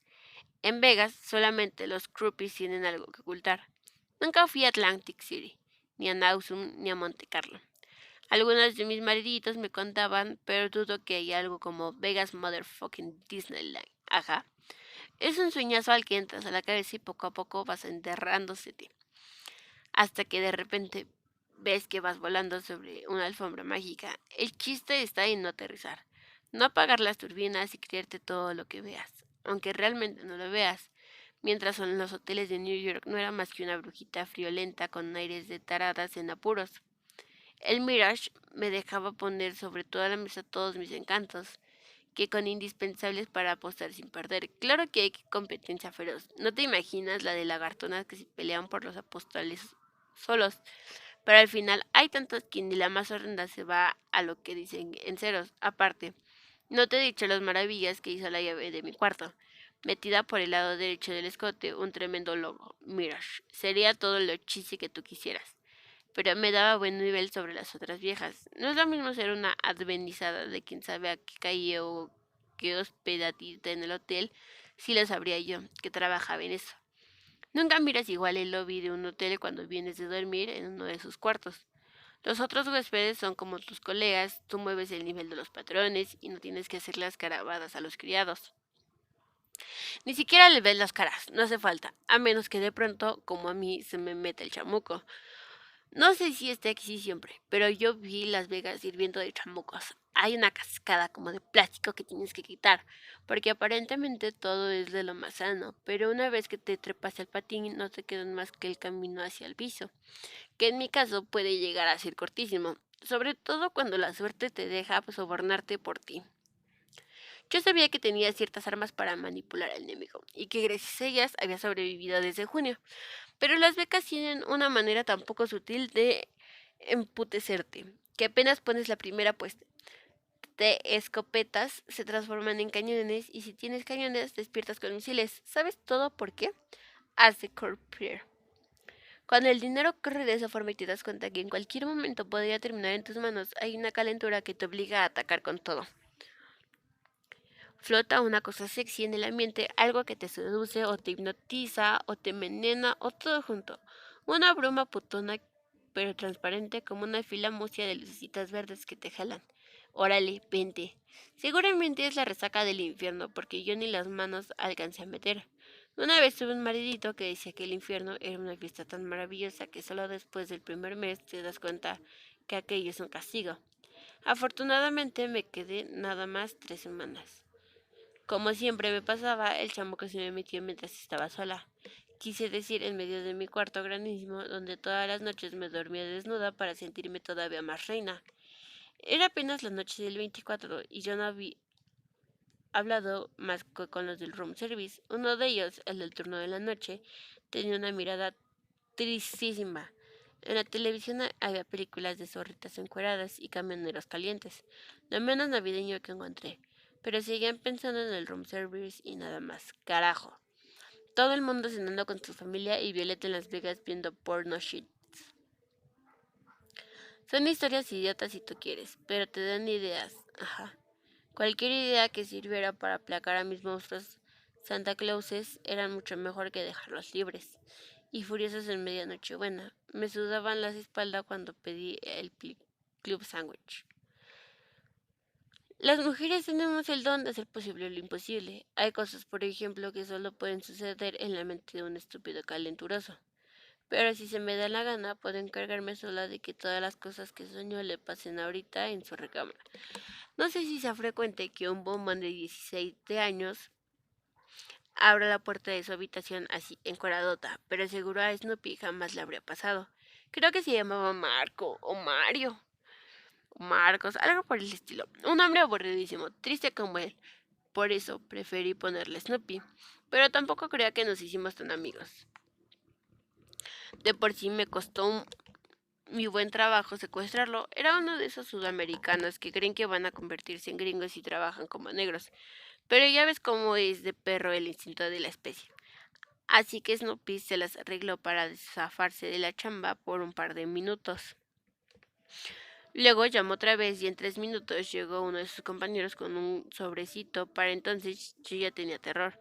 Había creído que el mesero se iba a portar como el jardinerito o que se iba a aventar como los mariditos. Se me estaba olvidando dónde estábamos y como con el susto yo tampoco podía pensar en la fecha. La mesa estaba más que puesta para la pantalla de mi vida me dijera otra vez Welcome to the next level. Todavía no era muy buena con el alcohol, pero Snoopy resolvió ese problema con 3 botes de cheesy champagne, más un par de jalones que me volvían ciudadana de Las Vegas. Nunca me había visto la coca, pero apenas la probé sentí como si fuéramos amigos de toda la vida. Al día siguiente, cuando yo estaba sola, pensé en el tal Snoopy era un demonio. Tenía que conservarlo, ajá. Me había dejado el papel en el buró. Podía metérmelo en ese momento y bajar el chachus en el casino. Pero me daba miedo que se dieran cuenta. Dios mío, qué bestia. Medio mundo allí dentro andaba igual o peor que yo, preocupadísima por mi buena imagen. Bajé como flotando, entre dormida, borracha y drogada. Me sentía, no sé, un asco de persona, pero igual ya me había pintado y traía una peluca recién peinadita. De bañarme ni hablar hasta crece. Iba por el hotel con los ojos entrecerrados, viendo por el huequito que me dejaban las pestañas. Pretendía llegar a la alberca, pero apenas vi el sol sentí que me iba a derretir por dentro. Y eso que me viene una idea revolucionaria. ¿Qué tal si me compraba unos lentes oscuros? Unas gafas, Violeta, era lo pero obvio, y yo sufriendo a esas putas condiciones. En Las Vegas los únicos que sufren son los losers, darling. Igual, seguía perdiendo un poco la vertical, pero ya con esas gafotas milagrosas, ajá, Cordera de Dios, que quitas el pecado del mundo. Danos las gafas, pensé. Lo más sano sería pedir el desayuno, pero luego me corregí. Lo más sano sería no vomitar antes del mediodía. Y todavía más sana, más me apareció la idea de salir a entrenar mis gafas, patrocinadas amablemente por los dos jalonzotes del Coconut Cubby. ¿Qué quieres que te diga? Fuck you, Miami. En Vegas no hay juguetes, no hay juguetazos. De hecho, me tuve que ir por eso. No podía ser cierto que la vida fuera tan maravillosa. Un día despiertas y descubres que estás en The Ultimate Fucking Video Game. Tienes todas las vidas, los controles, la energía, las contraseñas, los atajos, sobre todo eso, atajos. Las Vegas es una supercarretera, pero sigues valiendo más por tus atajos. Unos se pasan años inventando sistemas para tronar a la banca, otros ganan y se los queman todo en putas a la carta y otros igual se meten drogas menos fuertes. Ácidos, tachos, papeles, cochos, no sé cuántas virginidades perdí en el viajecito. Supongo que las suficientes para estar segurísima de que no me iban a llegar a los 18 hecho una pendeja. No sabes cómo me ponía a molestar a mis mariditos, se encerraban en el baño a meterles a sus vicios, mientras yo me quedaba viendo tele como retrasada mental. No se me da la tele, si acaso las películas y los videojuegos y Saturday Night Live, que en Las Vegas era como asomarse a mi depto. Yo oía que decían Live from New York y sonreía, me ponía de buenas pensar. Yo soy de allá, como indita, ¿me entiendes? Aunque tiene su chic ser indita New York. Por lo menos te sientes landina internacional, aparte tienes la tranquilidad de que siempre habrá un mamón galante que te diga You don't look very Mexican y tú le puedes contestar que tu papá es alemán y tu mamá española. Sí, como no, babosa. De Naucalpan, Burgo y Servillatlán. Claro que con mi carita de muñeca de Yadro, nadie iba a imaginarse la cantidad de cuatlicues que mis putos antepasados me dejaran escondidas. No me vas a decir que no es pinches cuatlicues pedir un sándwich de 8.50 y enterrársela al mesero. Pero bueno, tampoco fue tan fácil conquistar Tenochtitlan. Puedes ir y sacar a Tlahuica de su tiempo, pero intentar sacar al templo del Tlahuica. Yo sé lo que te digo. Ni en una suite del plaza se te sale entero. Yo el solo hecho de sentirme tentada a chingar la toalla es delator. Pero igual sales con el cenicero, los cerillos, el jabón, el champoncito, o sea, como pinche muerta de hambre. Ajá, estás viviendo en pleno primer mundo y te ponen plumas en la cabeza. Güey, no me digas que no te has informado quién ganó. Por eso te digo que el dinero te arregle ese problema. De un día para otro, cómprate unos jabones en Shax y encendedor Dulgin y a ver si andabas robándote pendejaditas. En fin, que estábamos en el capítulo de los vicios que, como te decía, llegaron bien juntitos. Haz de cuenta que pedí un seco en la ruleta. Pero tampoco fueron tantos. Creo, ¿te crees? Lo que pasa es que yo en Las Vegas descubrí que me hacía mucha falta reírme. Nunca me reía, ajá. En Las Vegas, en cambio, no paraba. Con Snoopy chillaba de risa porque hablaba en español divertidísimo. En realidad hablaba de la mierda, pero a mí en ese estado me parecía de lo más gracioso. Juatas, tulas, rajas, coyoma, lachos, pitos, cocos, todo me divertía en grande luego de echarme la gotita de ácido en los ojos. Era como si se quedaran los parabrisas. Por 2 o 3 segundos no veía un carajo, pero después aparecía la siguiente pantalla y Welcome to the Princess Castle, Mario. Ya me acordé, sí, se llamaba Mario, porque después pasé a decirle Super Mario. No porque fuera muy bueno para algo, más bien porque era idéntico al muñeco del videojuego, chaparrín de bigote, asalariado, ingeniosito, y además se hacía grande con un hongo. Lo que más nos hacía reír era que con los ácidos nos hacíamos grandotes y chiquitos. Los jalones de cois eran videos extra. Las tachas nos volvían invencibles, ya sabrás. Los chilenos son buenos para los chistes, o sea, no para contarlos, para reírse de ellos. Por un lado, son de lo más calientes, pero también son un público agradecido, y los hombres son fáciles de controlar. Claro que no era el caso de Super Mario o Snoopy, o cualquiera que sí le llame. Este era un ambicio y un cabrón. Desde el segundo día me cobró los dulces. El muy prangana, esta es la historia de Mario, que era un pinche proletariado. Claro que al tercer día no me volvió a tocar más que con algún candy por delante.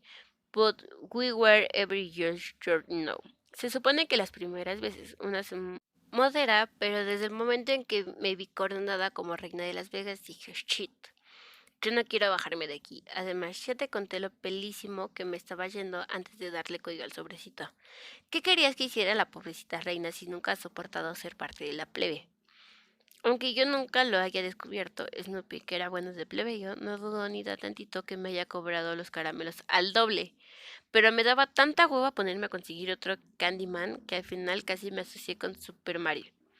Bonita reina salí, tirándome a los pinches lacayos para que no me quiten mi corona. Pero como decía una amiguita que tuve luego en México, antes cobro 10,000 pesos por ahogarme entre la mierda que recibir 50,000 por limpiarlos. O 200 por comértela, que es lo mucho que más prefieren. ¡Qué asquerosidad! Yo más bien quería hablar de los lacayos. Malditos sean todos. Los trepas a un ladrillo y se marean. Los pinches changos. Apenas les das trato de personas y te pasan las cuentas de sus traumas. Como si no sufriera una de las mismos calambres. Nunca he visto un periódico que diga solicito lacayo. No sé de cuándo salen tantos con la L en la frente. ¿Sabes por qué creo que los detesto? Porque igual que Violeta son capaces de cualquier cosa. O sea, por igualados. Pero ya ves tú que las reinas somos las menos indicadas para enderezar el mundo. Toda la gente que se propone enderezar el mundo de lo que en realidad quiere es enchecarlo a su medida. No hay nada más torcido que un enderezador. Te digo qué es lo que pienso, Pig. Creo que lo único que de veras recto en este mundo está lleno de mierda. Nunca puedo evitar que me dijeran malagradecida, pero tampoco puedo ser de otra manera. No sé por qué termino maldiciendo todo lo que la gente me da. ¿Será que soy tan mala usuaria de mi suerte?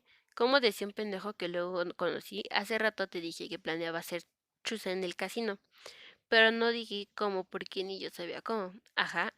Aunque me había imaginado que mi lacayo amante no me iba a regalar mis caramelos, por más que yo le regalara toda mi dulzura, ¿me entiendes?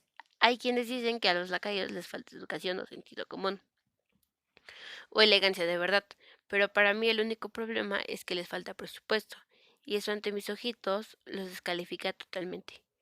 Hasta Disneylandia es insoportable sin boletos, entonces Super Mario podía tener todos los caramelos, pero yo ya sabía que en cualquier momento él le iba a dar por pedirme unos boletos, o sea que tenía que bajarme a donde había boletos y hacer chuza como diera lugar. Según Super Mario, no más que él y yo nos habíamos metido a la salida como el 300 bucks. Ya con el combustible en la nariz, la terrible Violeta agarró el elevador, se agarró la peluca, pensó en todas las tiendas que iba a visitar y dijo, pies of cake. Yo sentía que todo tenía que ser fácil, pero yo no decía ni pensaba nada porque otra vez ya estaba doblada de la risa. Me acuerdo que pasé por la parcela de los tiburones, que no sé si a propósito estaba justo atrás de las cajas, y le grité al cajero, ¡Yo fucking shark! Sin control, la pendeja felísima. Al principio se me quedaban viendo raro, pero cuando una se endereza y saca el busto de los demás, se acuadran. Cuando si les dijeras, esto es un asalto. Pero yo ni siquiera los miraba a ellos, yo no miraba nada. Pero eso traía puestos mis super gafas. Quería reírme a gusto de lo que no estaba viendo. Luego de tantos meses de andar por la vida planeando mi carota de bruta atribulada, sentía como alivio cada vez que me decían, puedo reírme todo lo que quiera. Y al final muchos terminaron riéndose conmigo. No te digo que fuéramos el club de imbéciles carcajeándose. La única que se carcajeaba era yo, pero estaba aprendiendo a descubrir las maneras que tenían los hombres para reírse contigo, a veces sin mover ni un músculo, sobre todo si tienen a una mujer junto. Igual todo eso ya lo había visto hasta el cine, pero checarlos así, tan arriba como estaba yo, le daba un aire como de revelación. La coca es como el amor, llega y te envuelve reina, pero después te va pudriendo sin decírtelo. ¿Qué te pudre, lo reina o lo cocainómana? No sé. El caso es que yo recuerdo bien Las Vegas porque fue el escenario de mi coronación. Varias veces he pensado en regresar y si no lo hago es porque no estoy segura que vuelva a ganar. Puedes disimularlo, loser, en cualquier lado, menos en Las Vegas. Para quienes crees que tú inventaron las máquinas tragamonedas, ¿quién? No sea perdedor del nacimiento, sé estas 3 horas solo pelándose el dinero con una alcancía y yo Sé que si un día vuelo a Las Vegas, voy a acabar peleándome los quarts con las máquinas, como acabé en New York, inhalando la alfombra donde según yo me quedaba un poquito de reinado en polvo. Las Vegas tienen mi veneno. Ujú.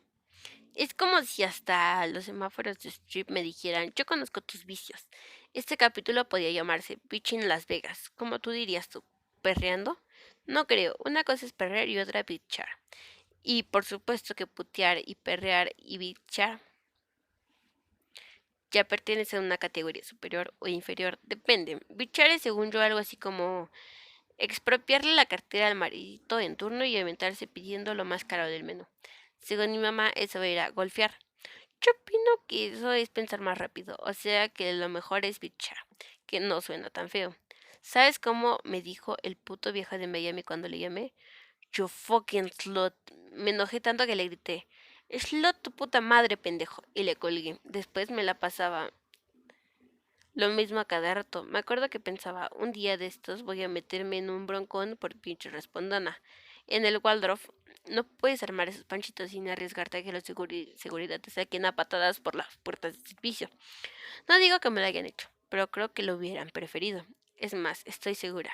Yo podía imaginarme a los hijos de perra sacándome a patadas, pero nunca jodiéndome el destino sin que yo hiciera nada, que es lo que sucedió al final.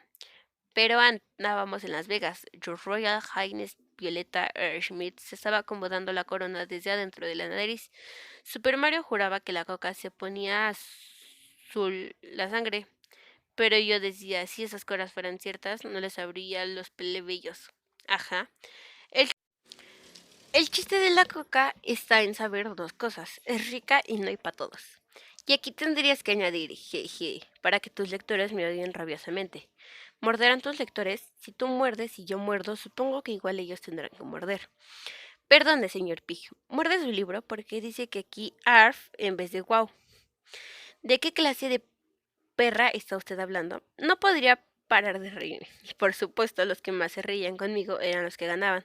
Por eso, cuando me di cuenta que ya tenía amiguitos por todas partes, no sé bien cómo le hice si es que hice algo. Estaba bien arriba, ajá. No tenía idea de cómo controlarlo, ni siquiera quería controlarlo. ¿Te acuerdas cuando fuimos a la montaña rusa? ¿Verdad que el descontrol tiene su encanto? Solo que los efectos de la coca no los había planeado. No sé si debería decírtelo, pero todo el evento de la montaña rusa me lo saqué de la manga para comprarte. Y a lo mejor también porque necesitaba que alguien me abrazara. Nunca he reconocido todo lo que necesito. Me molesta la idea de tener que justificarme frente a mí. ¿Quién se iba a dar cuenta que la noche de la montaña rusa, tanto tú como yo traíamos estrategia? Puede que más utilizarla la mía que la tuya, pero también menos tramposa.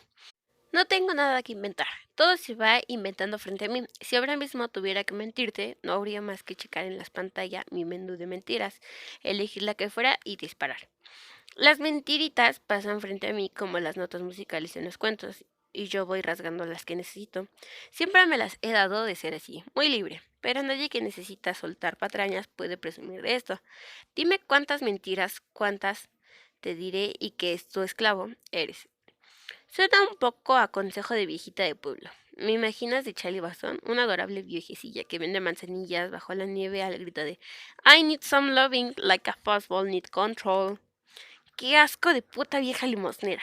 Y aquí sí que me sale durísimo la clase media. No soporto la idea de parecer patética, ¿ves? Tampoco se puede ser libre mientras tengas una miedo a papelazos. Y hablando de papelazos, te dije a cómo me vendía Snoopy cada papel. 200 el muy mierda, pero ni modo de pararle el cochecito. Haz de cuenta que una mano que sale del otro mundo y te jala. Ven para acá, amor mío. Los hombres te dan coca para ya no tener que preocuparse por tu esgama. They knock drugs, always they job done. Aunque nadie te explica las putas condiciones de pago. De pronto te despiertas y ¡zas! Órale, muerta de hambre, ya te cayó el chagüiscle. Cuando según tú habías pagado la factura, te llega el verdadero estado de cuenta. Ahora que yo más bien estaba hablando de estados sazos, creo que me veía más patética que la viejita de las manzanillas, pero ya ves que Vegas es como una fiesta, y en las fiestas la gente la caga todo el tiempo. Y aún así, tú dime cuántas cosas no se arreglan en las fiestas. ¿Tú crees que yo en Las Vegas nomás me hice viciosa porque no te imaginas la cantidad de cosas que aprendí? Pero si me preguntas qué es lo más importante de Las Vegas, te diré que ese pueblo me enseñó a ubicarme en mis dominios. Lo mío son las fiestas, la noche, el movimiento. La ruleta que de verdad importa no se juega en la mesa. Si no estás jugando a nadie te va a explicar las reglas. Tienes que pensar rápido, no hay de otra. Si yo trataba de jugar en la mesa, me arriesgaba a que cualquier empleadito me pidiera un ID. Ni modo que sacar el pasaporte. ¿Qué tal que me encerraban por falsificadora, por chisi, en realidad? Los falsificadores chisi no merecemos ni derecho a finanza. Además, si ni siquiera me sabía las reglas de la ruleta, parecía muy confuso, fichas por todos lados, hasta que algunas fichas empezaron a pasar por mis manitas. La reseña violeta repartía su buena suerte entre los ganones. ¿Te has fijado en el parecido que hay entre los escotes y las alcancías? Pues yo esa noche me sentía toda una invitación al ahorrado, sobre todo cuando me daba por contar el número de ojos que habían caído en la ranura mágica. Unos porque no dejaban de mirarte, otros porque no paraban de parpadear y otros porque se ponen a fingir que están checando cualquier otra cosa, pero una sabe bien que aquí los tiene y que no se te ocurra devolverle la mirada porque no va a haber modo de quitártelos de encima. ¿Ves cuál es la ventaja de las gafas? Nobody knows your number, honey. ¿Cuándo van a saber qué es lo que quieres si no ven lo que ves? Lo único que miran es la alcancía. Ajá, ¿qué más quieres saber? No estaba bien claro, pero tampoco soy tan ambiciosa. Mi única ambición es seguir jugando, por eso no tenía por qué saberlo ahí en la mesa, ni en el casino, ni en todas Las Vegas. No quería venderme tan barato, aunque claro, el orgullo no venía del caso, menos si te pusiste en un lugar de la alcancía. Así como un ganón te daba 100 de un golpe, otros apenas se ponían guapos con $1, y ni hablar yo estiraba la mano. No sabes dónde y con quién hacerse la muy digna. Hay tipos que primero te dan $1 o $2 y terminan pagándote la parte. Nunca sabes, querido. Necesitas paciencia, pensar, estoy pescando y aguantarte. Yo, que soy impaciente, no sabes todo lo que aguanto cuando no sé qué hay de otra. Ni modo, soy corrupta. No quiero vender nada, pero lo alquilo todo. Lo alquilo o lo hipoteco. Tengo la horrorísima impresión de que me ahogo en las deudas que nunca firmé, de que más que gano sigo perdiendo. Déjame que me explique. A mí el dinero me ha elegido solamente como intermediaria. El dinero es como las... Hombres, si se queda a dormir, te jode la existencia. ¿Te has fijado lo mal que trato yo al dinero? No lo respeto nada. Ajá. Ahí también los billetes se parecen a los hombres. Están bien perseguirlos, pero de repente darlos nada. Que se jodan. Personas como yo estimulan el crecimiento económico de los países. Hacemos que el dinero cambie de manos pronto. ¿Qué quieres? No sabe una calentarlo. Luego hay otras que se desvelan empollándolo nomás para que llegue a un gavilán a madrugarlos. Y en Vegas, el dinero, todo el mundo lo trata como puta. Hace cuenta que hubiera un letrero en la entrada del casino. We fuck with your money. A mí se me hizo un poco menos difícil emputecer cuando llegué a la sabia conclusión de que mis mariditos no lo estaban haciendo conmigo, sino con su dinero. Yo era otra vez una simple, humilde intermediaria. Salí del casino con la bolsa repleta de fichas que ni siquiera trataba de cobrar. Se las daba directo a Super Mario, que en 2 horas volvía con billetes y caramelos. Y como yo le compartía uno y otros dos, los tenía de siervo casi full time. No sé cómo le hacía para que se diera cuenta en el hotel, pero salía del cuarto trabadísimo, según él, a seguir trabajando. El muy zángano me consideraba parte de su trabajo, seguramente porque se daba cuenta de que yo veía como parte de mi certidumbre. No te digo que no lo divertía. Es más, por eso lo digo. Your slaves are me the amusing you. A veces le decía Gladiator en lugar de Snoopy o Super Mario. Y él hinchaba el pechito muy orgulloso cuando yo estaba pensando era mi gladiador, mi esclavo, la estrella de mi circo. Acepto que esos grados de memoria no me iban para nada después de andar en ruletas ordeñando apostadores, pero no también tiene su derecho a enamar al prójimo. Todos somos caca grande o caca chica de alguien. Es por ley natural, siempre puedes estar mejor o peor de cómo estás. Ahora, ¿qué mejor o peor para quién? Porque yo me sentía maravillosamente bien. Pero igual si le preguntas a mi papá te iba a decir que yo era de lo peor. Y ni siquiera de lo peor, sino lo peor. O sea, del mundo. Ajá. No podía haber nada más abajo que yo, aunque eso todavía estaba por demostrarse porque de un lado yo seguía rompiendo mis propios récords, pero del otro ya iba a entrar en escena Nefástoles y ese cabrón te juro que no le llegó, ni de lejos, ajá. O sea que volvamos a mi amadísimo lacayo. Super Mario no podía creer el gusto que le agarré a la coca. Juraba que era una viciosa de abolengo. Decía, tú lo traes de familia. No sé si fue el efecto de la coca, o el de las Hoffmans, o el de los éxtasis, o el que daba a saber que nunca ibas a volver a verlo. El caso es que acabé contándole mi vida a Super Mario, y él se reía tanto que yo hasta me engolacinaba platicando, a pesar de que era obvio que estaba pagando por las carcajadas de mi público. Perdón, señor. ¿Cuánto me cobraría por reírse de mi plática? ¿Va a querer que le pague por hora o por risotada? ¿Hay algún cargo extra por tirarse al piso? ¿Sabes en qué se fue todo el dinero que saqué de Las Vegas? En Las Vegas, of course. Debería decir que en Super Mario, pero como que ya eso no acababa de aceptarlo. Y aparte me compré kilos de ropa. Cuando la gente quiere hablar de mis efectos dice que soy tramposa, egoísta, interesada, manipuladora. Y entonces digo, bueno, con esos defectazos yo tendría que estar nadando en dólares. ¿Dónde están esos dólares, carajo? Y ahí es cuando de veras brinca la peor de mis defectos. Soy una horrorosísima administradora. Una vez le conté a uno de mis mariditos que yo al escote lo consideraba una alcancía, y él opinó que si así se trataba el dinero, yo no tengo alcancía, tengo drenaje. Y esto era, por supuesto, una galantería, porque ya ves que a mí nada me dura. Todo lo que me llega es desechable. Soy el mismísimo drenaje profundo, which means I always into deep dream shit. Creo que lo único profundo de mi vida son los abismos. El resto como que lo tengo controlado. Hasta antes de Las Vegas mis abismos no eran tan pinches hondos. Gracias, claro, a la diaria práctica de la inconsciencia, que en mi caso es deporte de alto riesgo. ¿Ves cómo sí me fijo en las cosas que me dices? Hasta podría decirte dónde y cuándo me echaste un piropo. Creo que los abismos crecen conforme una se va alejando de las demás personas. Tratan de mariditos como perros, a Super Mario como gato y al dinero como una mierda. Era mi modo de marcar distancia, como plantar el foso fuera del castillo. De pronto le tendía el puente levadizos y Super Mario atravesaba como amante, pero igual media hora después lo iba a cruzar de vuelta como criado. Claro que si te fijas, no he dicho ni una palabra de su chamba de dealer. Si vas a usar mi idea del castillo para contar esto, pon también el amante, criado y dealer lleno de cocodrilos, ese disque la coca te hace reina, y una reina no puede rozarse con el plebe. Habla más, por supuesto, y hasta gritas, pero toda esa gasolina te devuelve inaccesible. La coca deja guardias, disque y cocodrilos para que solo puedan acercarte dos tipos de personas, proveedores y patrocinadores. A los demás ya ni los volteas a ver, para que pues, si no los necesitas, el dinero, la coca, los hombres, todos pinches conspiran para que una se encierre en su ruleta. Ya podrás suponer que yo ni me enteré. Mis días en Las Vegas pasaban entre el cuarto, la alberca y los casinos. Hice por ahí un par de mariditos. Nada muy importante, aunque eso sí, sublime patrocinio.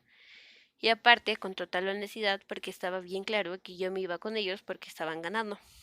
¿Quién va a querer pasar la noche, o el día, o el rato con un güey que no para de perder? Esa también es mi ley universal. Solo que ya en Las Vegas es más clara porque los números están en la vista. Estos pierden, aquel gana, tantas risas, tantas jetas. Los perdedores no tienen ni sentido del humor y cuando se trata de tenerlo se ríen de sí mismos. Qué patético. Yo también lo hago, claro, pero yo no cuento, o sea que todos cuentan excepto la que te lo está contando. Además, yo no gano ni pierdo. Los que vivimos de hacer trampas no tenemos derecho a entrar al marcador. ¿O sí, Diablo Guardián? A lo mejor por eso siempre pierdo más, porque me niego a competir de acuerdo al reglamento. No le hago caso, pues cierro los ojos cada vez que se me aparece una verdad, y no los vuelvo a abrir más que para torcerla, o bueno, maquillarla. ¿Para qué me sirve el maquillaje? Sino para hacer trampas, la ropa, los cosméticos, las palabras, los gestos, los abrazos, los besos. Puras herramientas para engañar a la gente le gusta que le engañen. ¿Cómo será la cosa que hace a ti y a mí nos hemos pasado la vida haciendo trampas? Las mentiras nos sirven de pinche alimento. Solo con que juntaras las que tú me has contado y las que yo te inventé, abriría el mertije lo suficiente para que no tuviera yo que estar como enferma mental contándole a una grabadora lo que nunca diría en tu cara. Soy orgullosa, claro. Por más que haya vivido tantos años de doblegar mi orgullo, doblegar. Qué chistosa palabra. Podría decir humillar o arrodillar o ridiculizar, pero uso la palabra que más favorece, la única que deja viva mi dignidad, y claro, así podríamos decir que en Las Vegas mis nuevos vicios me iban a doblegando sin que yo me enterara, porque al final no era más que mis vacaciones. Supuestamente yo volví a New York en pocos días y ya, todo olvidado. Podía regresar a mis hoteles y a mi depto y a mis mariditos y hasta me habían propuesto ahorrar. ¿Sabes qué es lo realmente malo de la coca? Te pinche desactiva las alarmas. Juras que todo está perfectamente bien y jamás se te ocurre que es una película. ¿Tú crees que luego de estar 3 semanas en un superproducción iba a querer volver a hacer documentales? En Las Vegas el mundo era un color. La música de las monedas se acompañaba a todas partes. El dinero es el héroe de la movie. New York es blanco y negro, monaural. Y si quieres colores y sonido estéreo, más te vale que pagues. En New York sales caro ser rico. En Las Vegas hasta los camareros viven como blancos. No sé cuántos clientes tendría Super Mario, pero lo que es en un lugar como New York habría terminado ofreciendo Coke and Smoke en los encuerados de la séptima. O en el Subway, ajá. Ya sé que estás pensando, ¿por qué esa estúpida no se quedó en Las Vegas? ¿Por qué la misma razón tuve que seguir coqueteándome en Manhattan? I call it addiction, honey.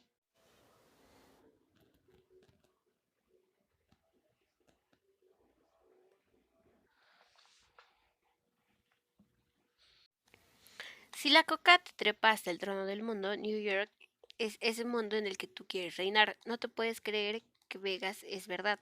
Sería como enamorarte de Minnie Mouse. ¿Sabes lo que es sacarle $3,000 a un desconocido en 10 minutos? Darle un par de besitos más o menos masajeados frente a todo el mundo y largarte al mall del Caesars por un traje de baño de 500 y un vestido escotado de 2,000 y largarte a tu hotel y echarte en un camastro y beberte un Bloody Mary y meterte a una alberca con cascada y debajo del chorro acordarte que tienes 4 gramos nuevecitos detrás del buró. No es posible vivir la vida entera así. Se te rostiza el alma. Ajá, bye bye. Violeta, your ass belongs to Vegas. ¿Te acuerdas de la historia del infierno donde la nunca paraba de bailar y beber y drogarte? Las Vegas es así. Los que llegan son siempre el alma de la fiesta, pero los que ya llevan rato allí sufren muchísimo. Están cada día más hechos mierda. No sé, a mí me dio miedo. Las Vegas y la coca son demasiado cool. No pueden ser verdad. Salía de mi cuarto trepada en el avión, ya el puro elevador era un tobogán mágico, y yo llegaba al lobby como si estuviera saltando del tobogán, o de la nave, o de la luna, que es donde en realidad estaba. Nunca se me va a olvidar cuando me dijiste que en mis dormitorios no se ocultaba la luna.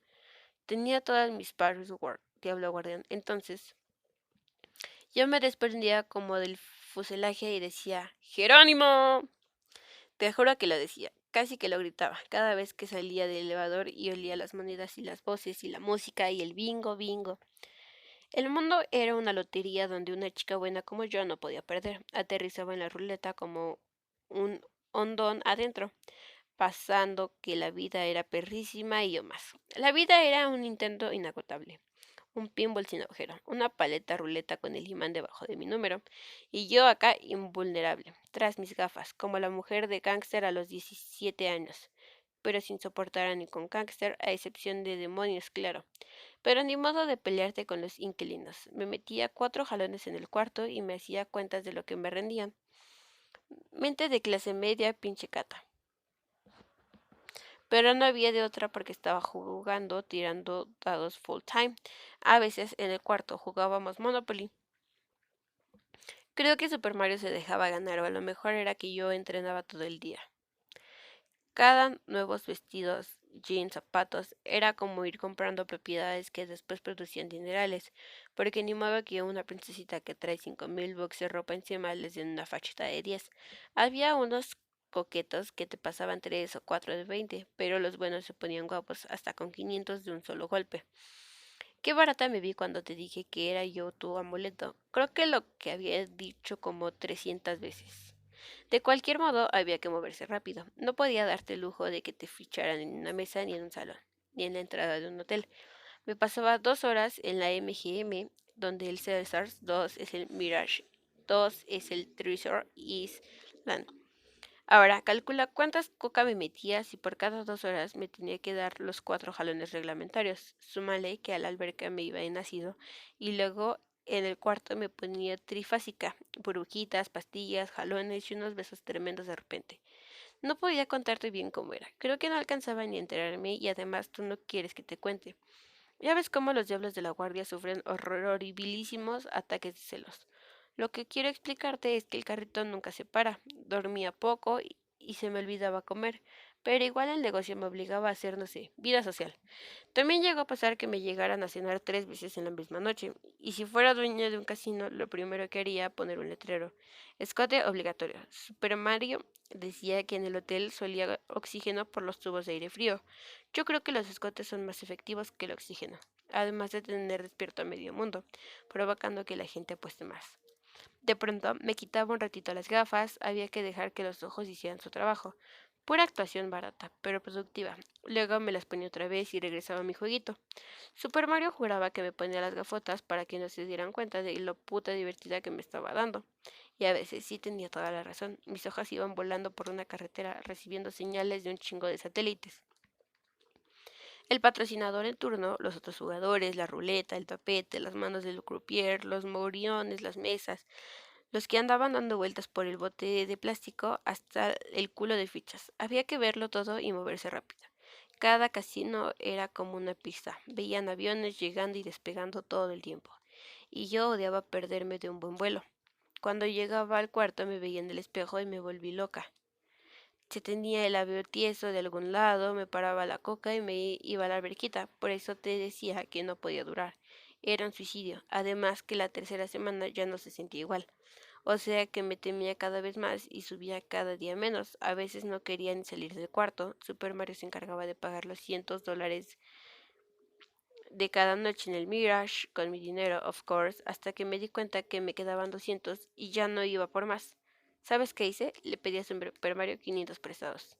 Le saqué 3 gramitos para el postre, le dije que me volvería en un par de horas y en un poco más de días me largué al aeropuerto.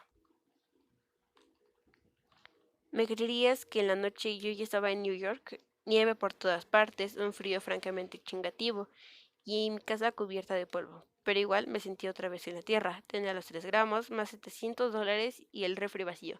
Pobre, pobre, la señorita Schmidt. Y aparte, sin saber que los 2 días iban a andar persiguiendo vendedores de Cookie and Smoke. Digamos que la otra cara del tobogán, otra vez el maldito aterrizaje forzoso, pero ya con un chingo de turbulencias nuevas. Welcome to the next level. Press red button to the start game. Game over, game over, game over. Apenas me bajé de los últimos jalones y que empiezo a perder todo el tiempo en picada. No sabes lo espantoso que es andar por New York buscando patrocinios a medio de enero. ¿Quieres que tus lectores se pongan a chillar? Pídeles que se acuerden de la última vez que se tiraron por 24 pinches dólares a un ventaje apestoso. 25 bucks. Your guide. Todo con tal de no bajarme de la nube. Según yo era adicta, o sea, todavía. Pero apenas me daban un jalón y ya quería quedarme a vivir en ese estado. State of Confusion USA. Mierda, qué rico era. No tenía que esperar ni un pinche momentito para treparte al trono del planeta.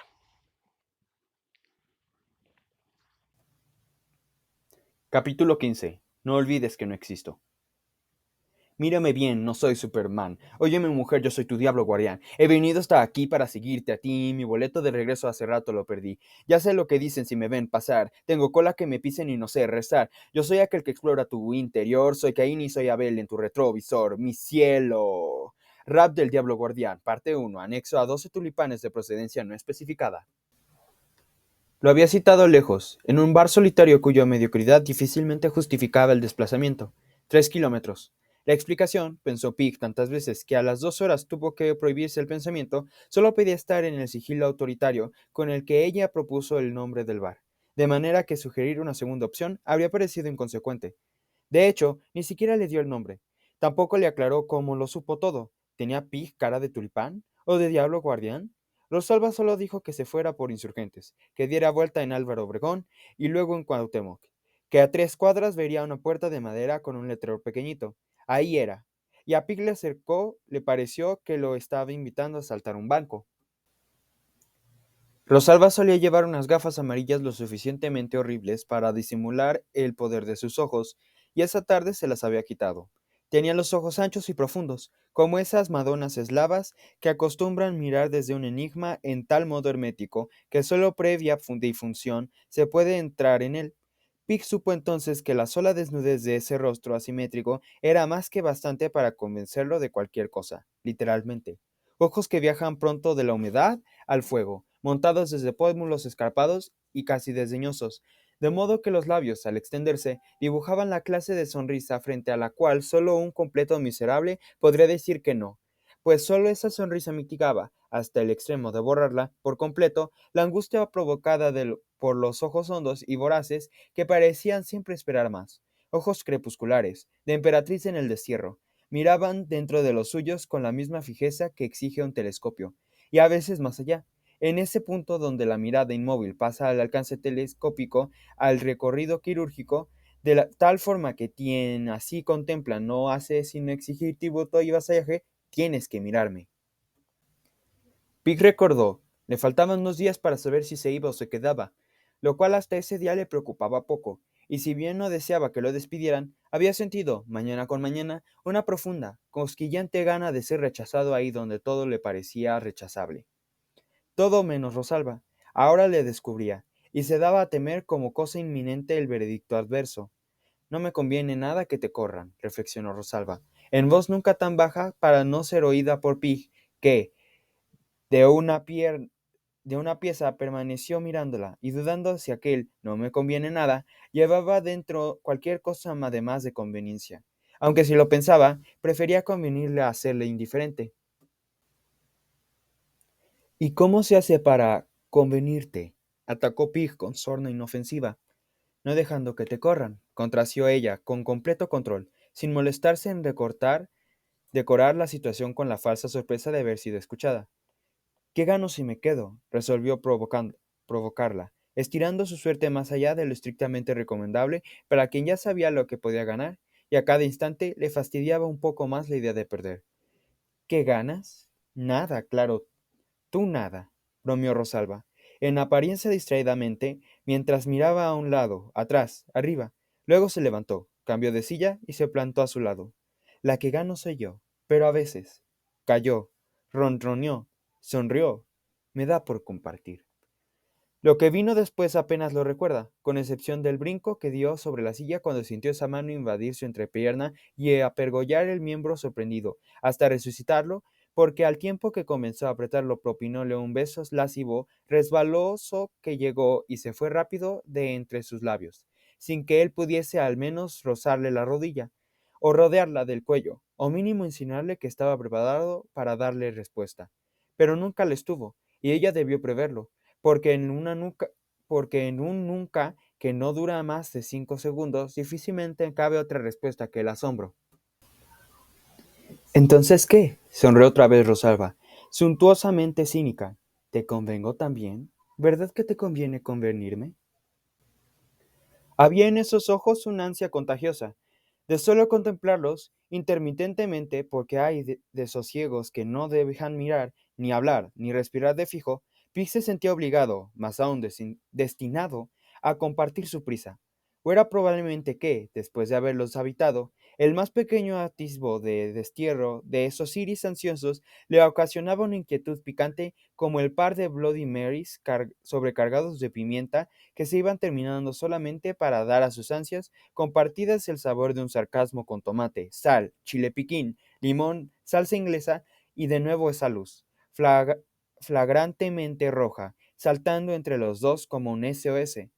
Mas no es así, buscando entre la nada banderines de alerta y naufragios crepitantes, como nos resignamos a volvernos salvavidas y volar al rescate de quien no lo ha perdido con palabras, pero demanda terminantemente todo el concurso de nuestros ciudadanos.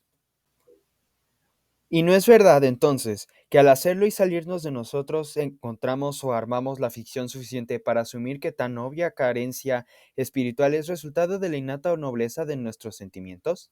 No es de dudar que Pig haya arribado a tan sinuosas consideraciones a fuerza de buscar, sin conseguir, construirse la dureza indispensable para enfrentar esa coraza de cinismo y dolor.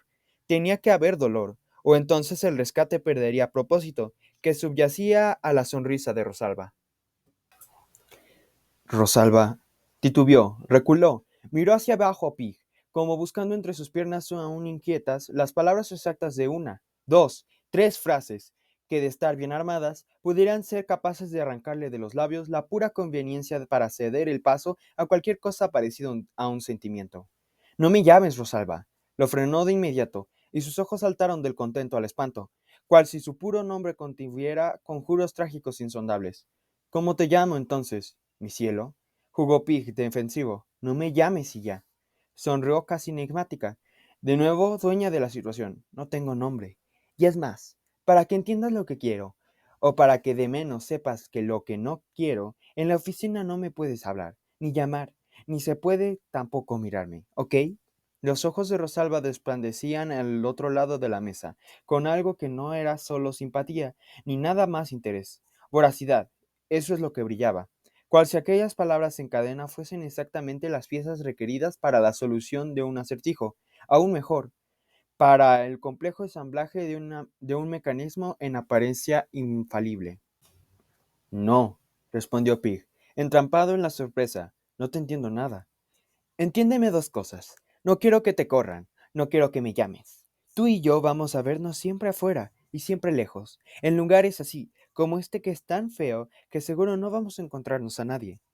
¿Tienes novio en la agencia? Se arrepintió de nuevo. Tarde porque lo vio otra vez reírse, pero ya no como antes, largamente, sino de un modo turbio, entrecortado, sardónico. ¿Novio yo? No seas bestia. Y Pig quiso pensar que ese bestia traslucía un dejo de ternura inconfesa. Pero si te interesa que seamos amiguitos, tienes que hacerme caso. Allá ni me conoces. Ahora que si prefieres ser mi compañero de trabajo, te olvidas de una vez de lo que hemos hablado hasta ahorita y nos vemos mañana en la oficina. Pero en ese caso tendrían que acabarse las citas por aquí. En ese caso, ni tú ni yo recordaríamos que una vez nos citamos aquí. ¿No hay otra opción? Claro que sí. Que te corran y nunca más volvernos a ver. Rosalba iba muy rápido, pero Pija aún seguía sin saber hacia dónde. Y entonces ya tampoco podíamos convenirnos. Y eso resultaría de lo más inconveniente. Se hizo el gracioso Pig. Pero antes de obtener una respuesta, le acarició la mano, y no pudo evitar preguntarse si estaba penetrado los territorios de la cursilería. No te he dicho, respingó Rosalba. Retiró la mano, rebuscó en su bolsa. Que nada sea conveniente, ajá. Dije que en una de estas a lo mejor podíamos convenirnos, y hasta te di una pequeñísima demostración, pero nunca pedí que demuestres nada. Como querer cargar a un gato callejero, pensó Pig, protegiéndose de otros pensamientos. Por eso decidió que frente a él no había más que miedo, un inmenso pavor a sí misma, se dijo mientras la miraba sacar la cajetilla de Virginia Slims en un encendedor caro y masculino, Dunhill, DuPont, alguna imitación aproximada, y al final el teléfono. Le escuchó, no sin una molestia que resultó doble porque tenía que molestarle. Responder la llamada con un «aló» en tal modo impostrado y musical que quiso levantarse como quien aprovecha la llamada para salir en busca del lavabo. «What do you want?» preguntó en tono brusco, descargando, poco a poco usual, y al hacerlo extendió una de sus manos para atraparlo allí, en la silla de la que no lo dejaría levantarse. Hablaba en un inglés seco, marcado, diríase turístico, sin contracciones, aunque con cuidado en la gramática que cada frase develaba la presencia de un esfuerzo consciente, el de quien piensa en un idioma para hablar en otro. Voy al baño, no tardo, persistió Pig, al tiempo que hacía señas y hasta movía los labios más despacio, pero ella se prendió de su antebrazo, lo miró más ansiosa que nunca antes y cortó la llamada con las justas palabras que lo dejaron tieso en su lugar. I will be there in 5 minutes. ¿A dónde iba a llegar en 5 minutos? ¿Pensaba simplemente dejarlo con la cuenta y las bebidas mientras se largaba con sabría el carajo que gringo oportunista? ¿Sería de veras gringo? ¿Y si el oportunista, a final de cuentas, era él? Me voy, sentenció la mujer, sin nombre, mientras apagaba el celular y se bebía los vasos de un tirón, el suyo y el de Pig. Luego un adiós con beso en la mejilla, o más bien en el aire, porque le entró la prisa, y un último mensaje. Te veo aquí mañana. No se te olvide que en la agencia no existo. Ni siquiera sonrió, solo se fue. Pig levantó el cigarro, miró el color naranja del bile y decidió chuparlo largamente. Luego tosió, y todavía así volvió a chupar el humo.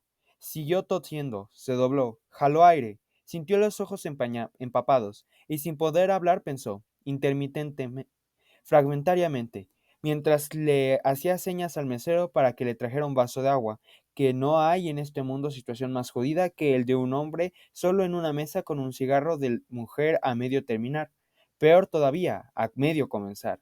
Por eso prefería continuar ahogándose con su penoso rictus de no fumador, antes que compartir la mesa con el cigarro solitario y todavía humeante. Prefería imaginarla, riéndose a sus costillas, con mandíbulas, párpados y pupilas, danzando juntos solo para él. Aquella risa cuyos solos brillos le hacían temer la soga, el paredón, la cruz, la guillotina, cualquier patíbulo habría sido precio pequeño con tal de continuar bebiendo de sus ojos cada vez que reían. Sin saber nada de ella, Pig creía ya entender lo único importante. Rosalba se reía con los ojos, y era esa una morfina del todo irrenunciable.